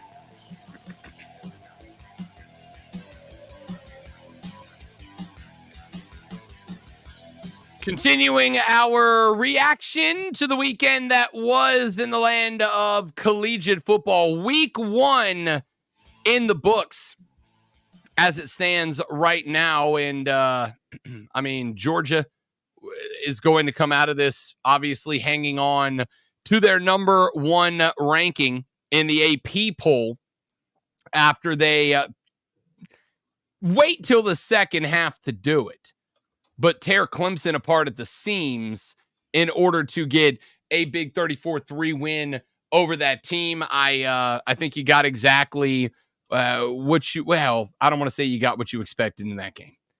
You got a score that was well outside of what Vegas predicted it to be. The cover and then a little bit more. I think you got out of that win really a good almost full 3 quarters from Clemson defensively. And I think at this point, it is relatively obvious that if Clemson's going to accomplish anything this year, it's going to have to be on the defensive side of the ball. Guys like Peter Woods were out there causing a little havoc, but then eventually Carson Beck kind of found his stride into the second half. I'm going to say there is a reason for that. And we've talked about this. We talked about it last year. It was a problem last year as well. The problem is when your offense is finding trouble sustaining drives and your defense is being called onto the field over and over and over with very little time to hit the oxygen tank on the sideline and get caught up. It's going to bite you. All right. It is comparable to what we talked about last year with the Carolina Panthers. Very comparable to what we talked about last year with the Panthers. That is to say that when the defense is out there for 80% of a football contest, it makes sense, and having to react, right? Like it's because I've been asked the question before, Rob, if the defense is out there 80% of the time, doesn't it also mean that the other offense is out there 80% of the time? Yeah, it does. But an offense, not every player has to go full tilt every time on every play, right? If you're a backside wide receiver and you know that it's going to be a run the other direction, like, yeah, you got to sell the route to keep your defensive back locked on you and prevent him from taking that long pursuit angle. but you just got to sell the route, and then you're done. Then you're out, right? Versus a defender who is trying to chase the ball around the football field on every play. It is exhausting to be a defensive player in that type of scenario, and that's effectively what Clemson put their defense through in that spot. So that to me was one of the big takeaways from this. A couple of other scores that came out of week 1 in the top 25. I think we got to talk about this USC LSU game for a second, don't we? Instant classic. I mean, it certainly felt that way to me. Southern Cal ends up with the ball late. LSU makes a couple of critical mistakes. LSU in a couple of different spots gave the ball away, and they had a what could have been a game-ending drive going late in that contest, and a series of what the hell are we calling this for calls, combined with a couple of penalties, including a big 15-yarder that flipped the field on its own, ended up giving Lincoln Riley's team an opportunity to get something done. And Miller Moss, the transfer quarterback that everybody was up on them about during the offseason, made them pay. 27-36, 378 yards and a touchdown through the air. Woody Marks, running back for USC, 16 carries, 68 yards, and a pair of touchdowns on the ground. Here's the thing.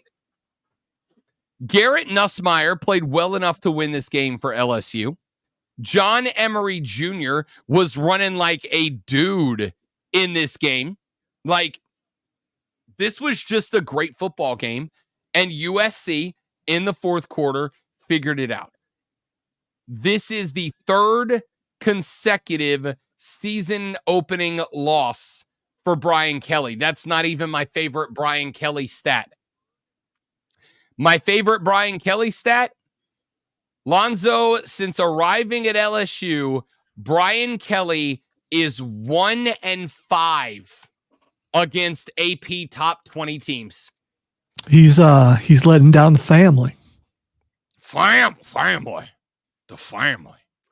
I did love, if you didn't see it, in Brian Kelly's post-game press conference, bro, he ripped the team. He's like, this is the first time I've been angry at the team. They did. It was a lot of they in that one. Not a lot of me. See, Mike Norvell's team lost last night, and Mike Norvell grabbed the mic and said, I failed. It's on me. I didn't get them ready this week. We weren't prepared, and that is my failure.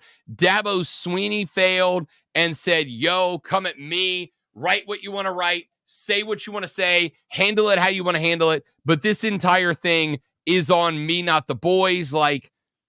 Brian Kelly grabbed the mic and was like, yeah, those guys suck. Those guys stink, man.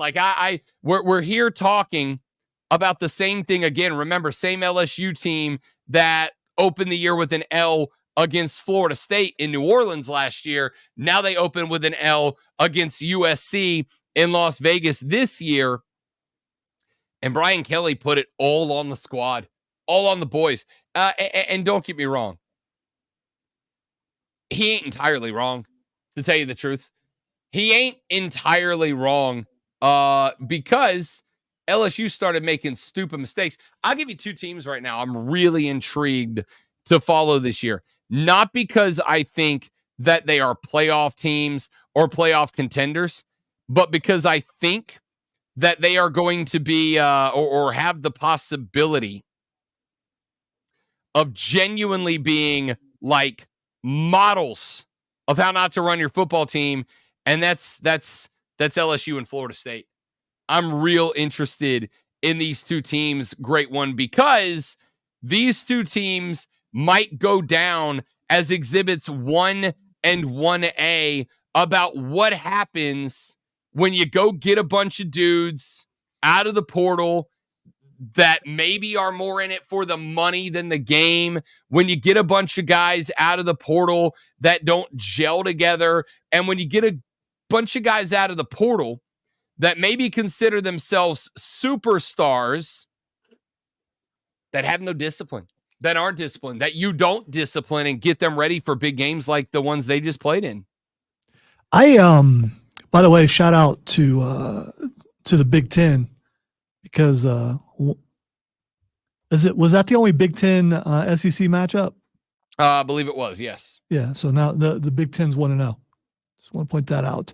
But I don't know if I would put LSU in there with Florida State. Florida State definitely a disappointment so far, but LSU was competitive. You think they were? I mean, that was a good game. So that was a phenomenal game. Yeah. Unfortunately, for anyone who's a Florida State fan, they're done. LSU not necessarily done. Oh, LSU's certainly not done. And, I do think we also need to wait and find out, all right, is this USC team for real, right? Because it was the same USC team that last year kind of had a hot start to the season, and then the wheels came the hell off, to the point that there were people questioning Lincoln Riley's job security about halfway through the season with a Heisman favorite at quarterback. So I do think we have to wait to find out, all right, are we getting Lincoln Riley to get in here, or did this team genuinely turn a corner? Because I don't know that we know that answer yet. What I will say is, for LSU at least, like, Florida State's just a bad football team, and that's very obvious at this point. For LSU, I think it's an undisciplined football team. I think it's a good football team. I think they've got the talent. I just think it's an undisciplined football team. And if it's an undisciplined football team, I don't know what the fix is, right? I don't know what the fix is. If you come into the season as an undisciplined football team, I don't think that discipline is something that you can use or learn once week one gets underway, right? I don't think you can course correct that. You either, as Nick Saban used to do, and this is how the great one beat everybody, like Nick Saban had his team the most disciplined team in football in April, in May, and June, July, before week one got here. I don't know how LSU turns it around. If I got guys that are creating opportunities for themselves and then are dancing through the end zone, pulling out a fake imaginary gun to shoot the opponent, like, you can't do that, right? Like, if you want to dance and you want to celebrate and you want to have a good time, I'm team make football fun again. I'm absolutely team it's a child's game. You should be able to have some fun doing it. You can't pull out a fake gun and shoot the other guys. And the fact that a team doesn't know that and does it, and by the way, the kid who did it then went to the sideline and did it again. Can't have it. Can't have it. All right, when we come back, Lonzo and I predict our winners of the NFC and AFC East before we wrap up the show, the Rob Brown Show on the Fan Upstate. Real sports talk, real sports fans. The Fan Upstate Is the sports voice of you, the Upstate fan. Call 844-FAN-PHONE. That's 844-326-3663. The Fan Upstate.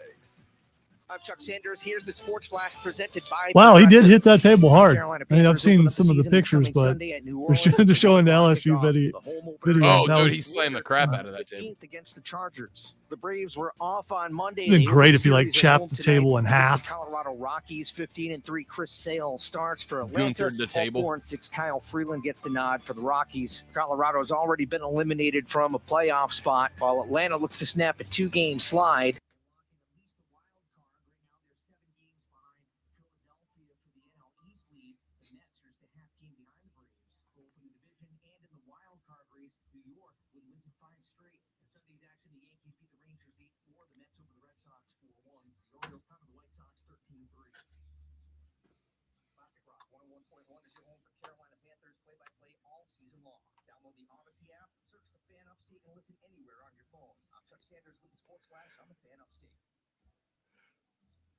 Whether you're tinkering in your garage or tackling big projects, if you know the value of working with your hands, you know Harbor Freight. And you can be confident knowing that at Harbor Freight, you can get quality tools at prices that work just as hard as you do. Because the only thing more satisfying than a job well done is a job well done, well under budget. Whatever you do it for less than Harbor Freight. Not if you're talking about second place, James.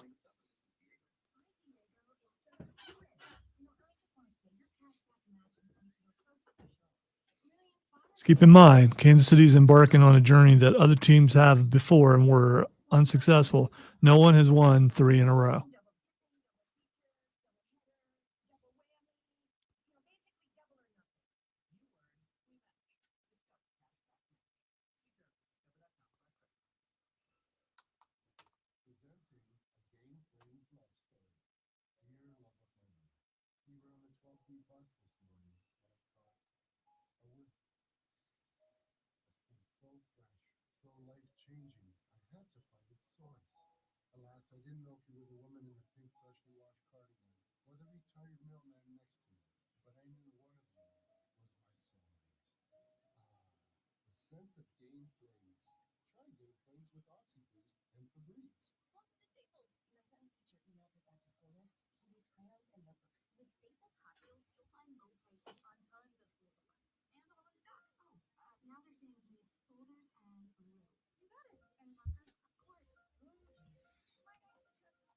Agreed.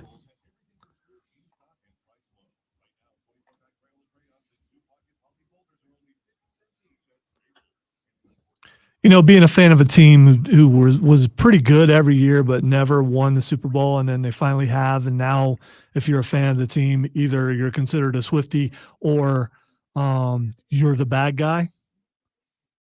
Never got to be, well, I guess with Ohio State I have some, but I've never, knowing that you're the bad guy.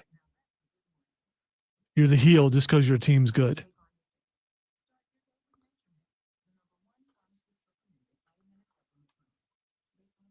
Unfortunately, there are some of you out there who will never be the heel in that scenario.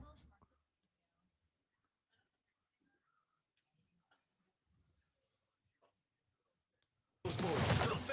97.7 FM Greenville, 97.1 FM Spartanburg. Always streaming wherever you are on the Odyssey app. Upstate. Text us at 71307. Keyword fan. This is the Rob Brown Show with Lonzo. Mornings on the Fan. Upstate.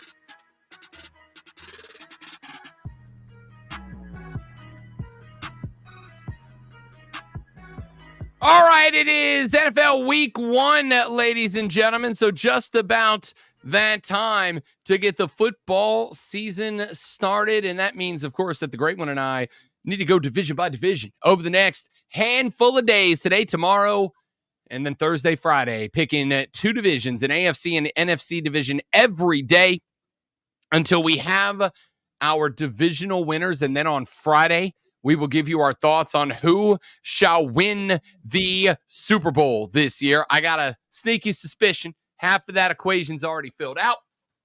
We will find out when we get to Friday, but between here and there, let's take a look at the, let's start, what do you say, Great One, in the NFC East for 2024. A very interesting division in this one. The Philadelphia Eagles are the Las Vegas odds-on favorites to win this. Philly sits at minus 125. They opened at plus 160 when they did. The Cowboys opened at even money, actually the odds-on favorite, but after all the distractions and everything that's been going down, since then, they have now fallen to plus 170, leaving Philly alone at the top of the board. The Washington Commanders and New York Giants, both well below the Commanders, plus 900. So they are 9-1. The G-Men plus 2,000, meaning they are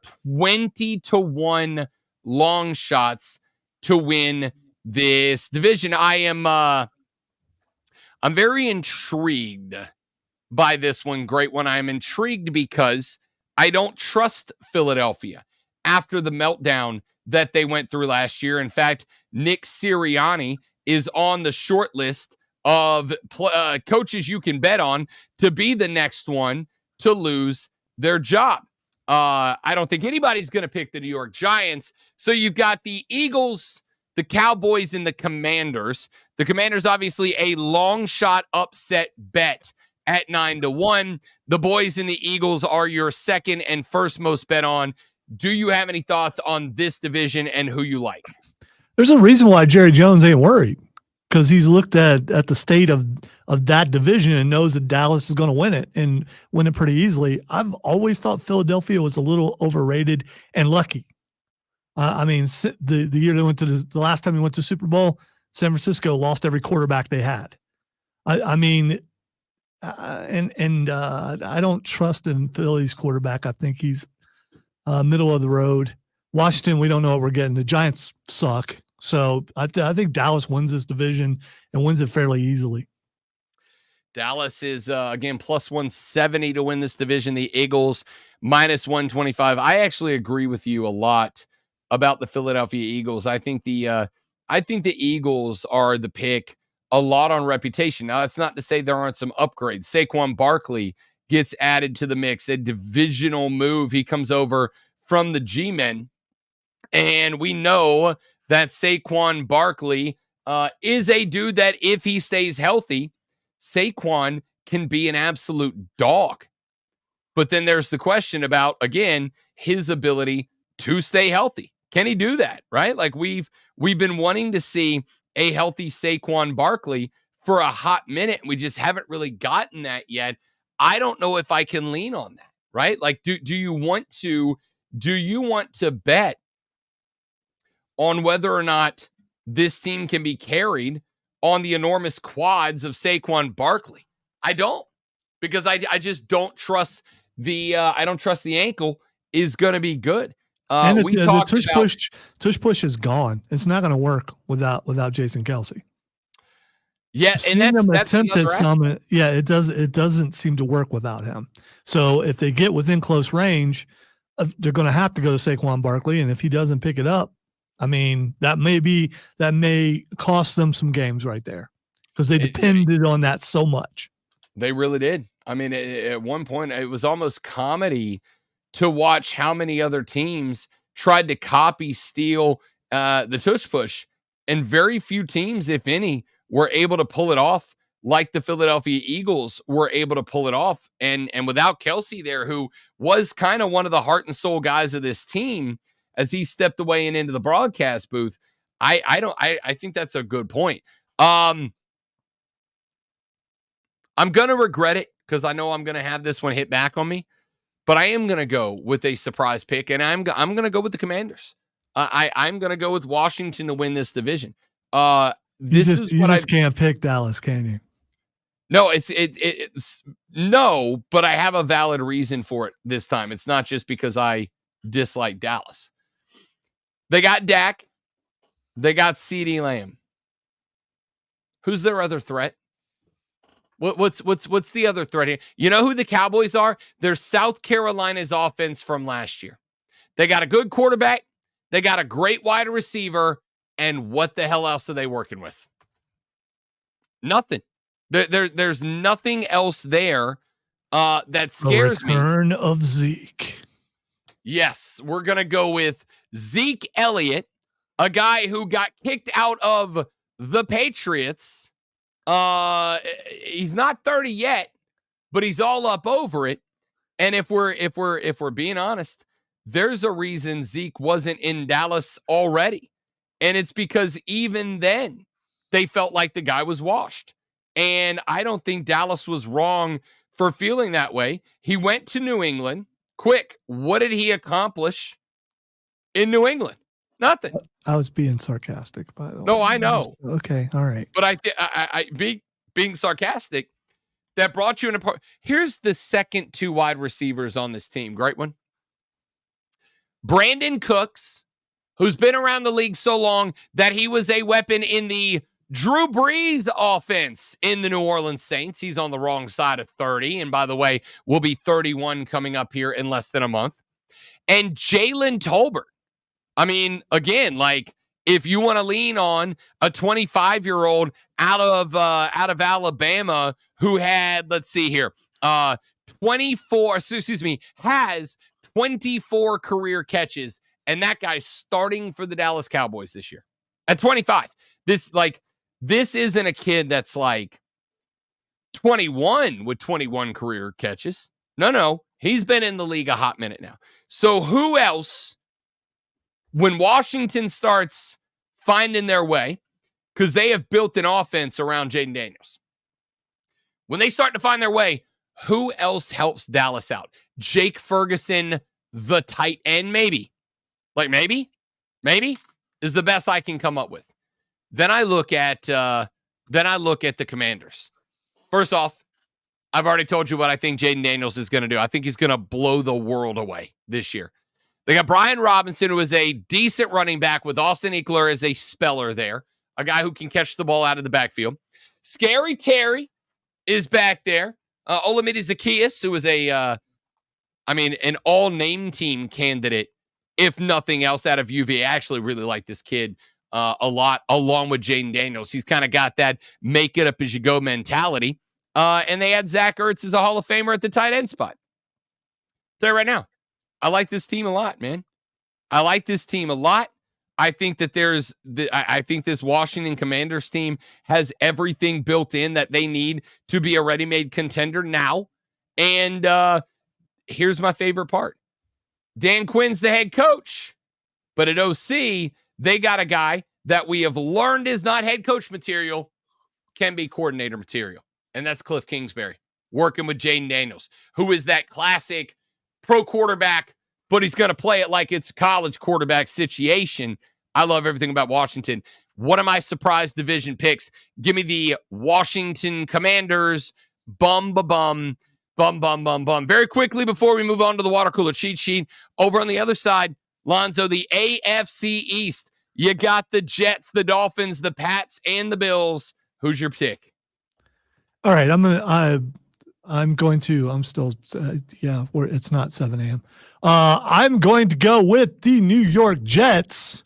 The Bills have dropped off. They're going to drop off. New England is horrible. Miami has been good, but I think a healthy Aaron Rodgers with all the weapons that the Jets have, they're going to win that division.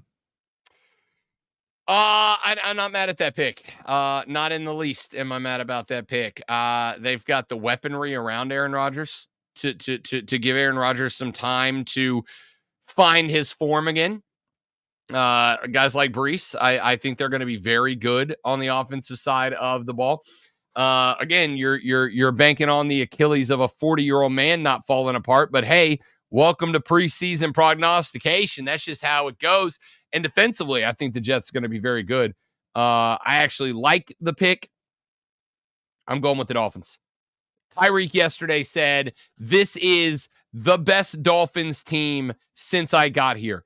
And for some weird reason, because I don't really have a reason to, for some real weird reason, Lonzo, I believe Tyreek. Granted, same guy that said Tua Tagovailoa is the most accurate quarterback in the NFL. So, maybe I should take it with a whole ass cavern of salt, like the whole salt mine. But in a weird way, I believe him. And now Tua's paid. Reek's out there. Mike McDaniels has had a year to kind of figure out what went right and wrong. I like the Jets pick. I'm winging it with the Dolphins. Now, the Rob Brown Show presents Twitter.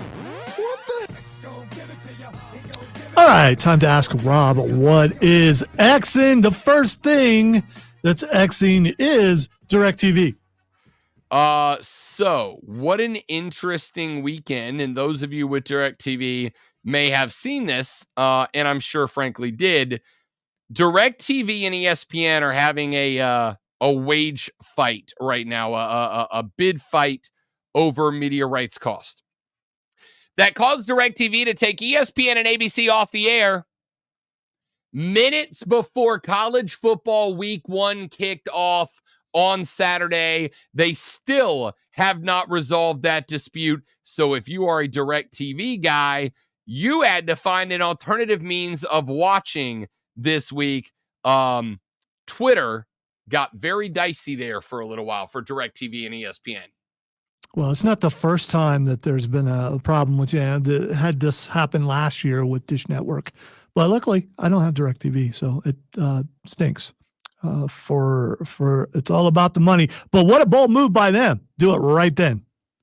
I mean, we'll show you. We'll show you how much. That was 1,000% intentional. Of course it was. All right, the next thing it's Xing is Joe Tessitore. Joe Tessitore made his debut on Monday Night Raw last night. I did not get a chance to watch it yet because I was watching collegiate football. Here's what the reviews I've gotten so far were that Tessitore is knowledgeable, professional, knows the product, but his timing and his energy aren't quite there. And my question is, are his timing and his energy not there or not there because we've been listening to Michael Cole and Pat McAfee for the past couple of months? How do you feel Tessitore did? All right. I haven't watched it yet either. I'm just, I'm going to watch it when I go home today because I was watching football, but everything I've only seen positive things. So I know it's a trend in today's show, but I haven't seen any negativity, but maybe my algorithm trends towards the positive. The next thing that's Xing is Odyssey Jones. Yeah, I saw this morning that Odyssey Jones apparently randomly and out of the blue not on the WWE roster anymore. Like he's been wiped from the website. I haven't gotten to watch Bash in Berlin yet either. Have I missed something? Yeah, it's been a couple days since this happened. But so I was thinking maybe they just did it on purpose and he's going to show back up on Monday Night Raw. My understanding is he did not.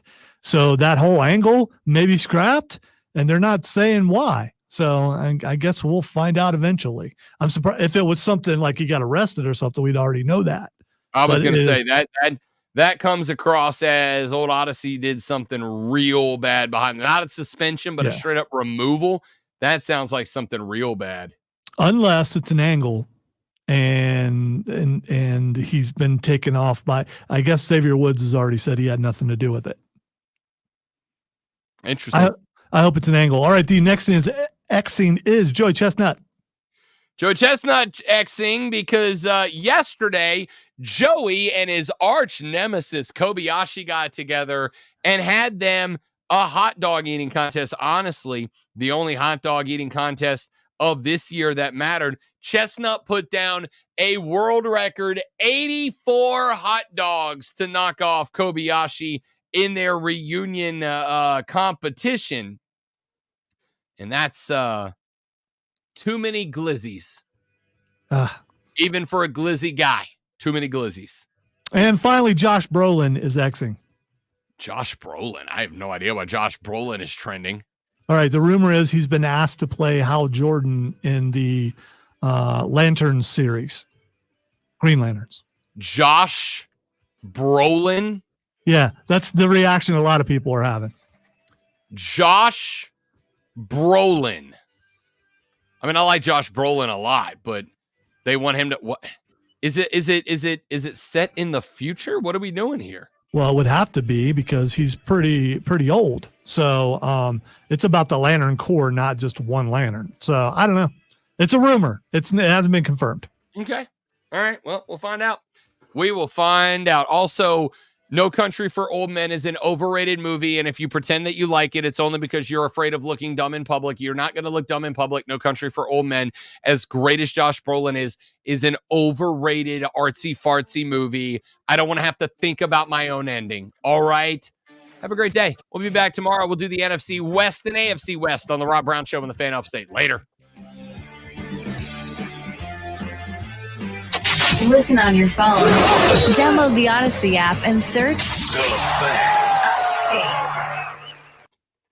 Meet Cheryl. Hey, she's on vacation. And all right, guys, I got a jet because I get to go make more decisions about my car now. Maybe she lost it at Almost somewhere. done with that crap, man. Maybe searching her pockets. Or maybe she lost it at Pilates. Y'all have a great weekend. No, weekend. What the hell am I talking about? It's Tuesday. Y'all have a great Tuesday. Tools that help protect. See you back here tomorrow. Goodbye.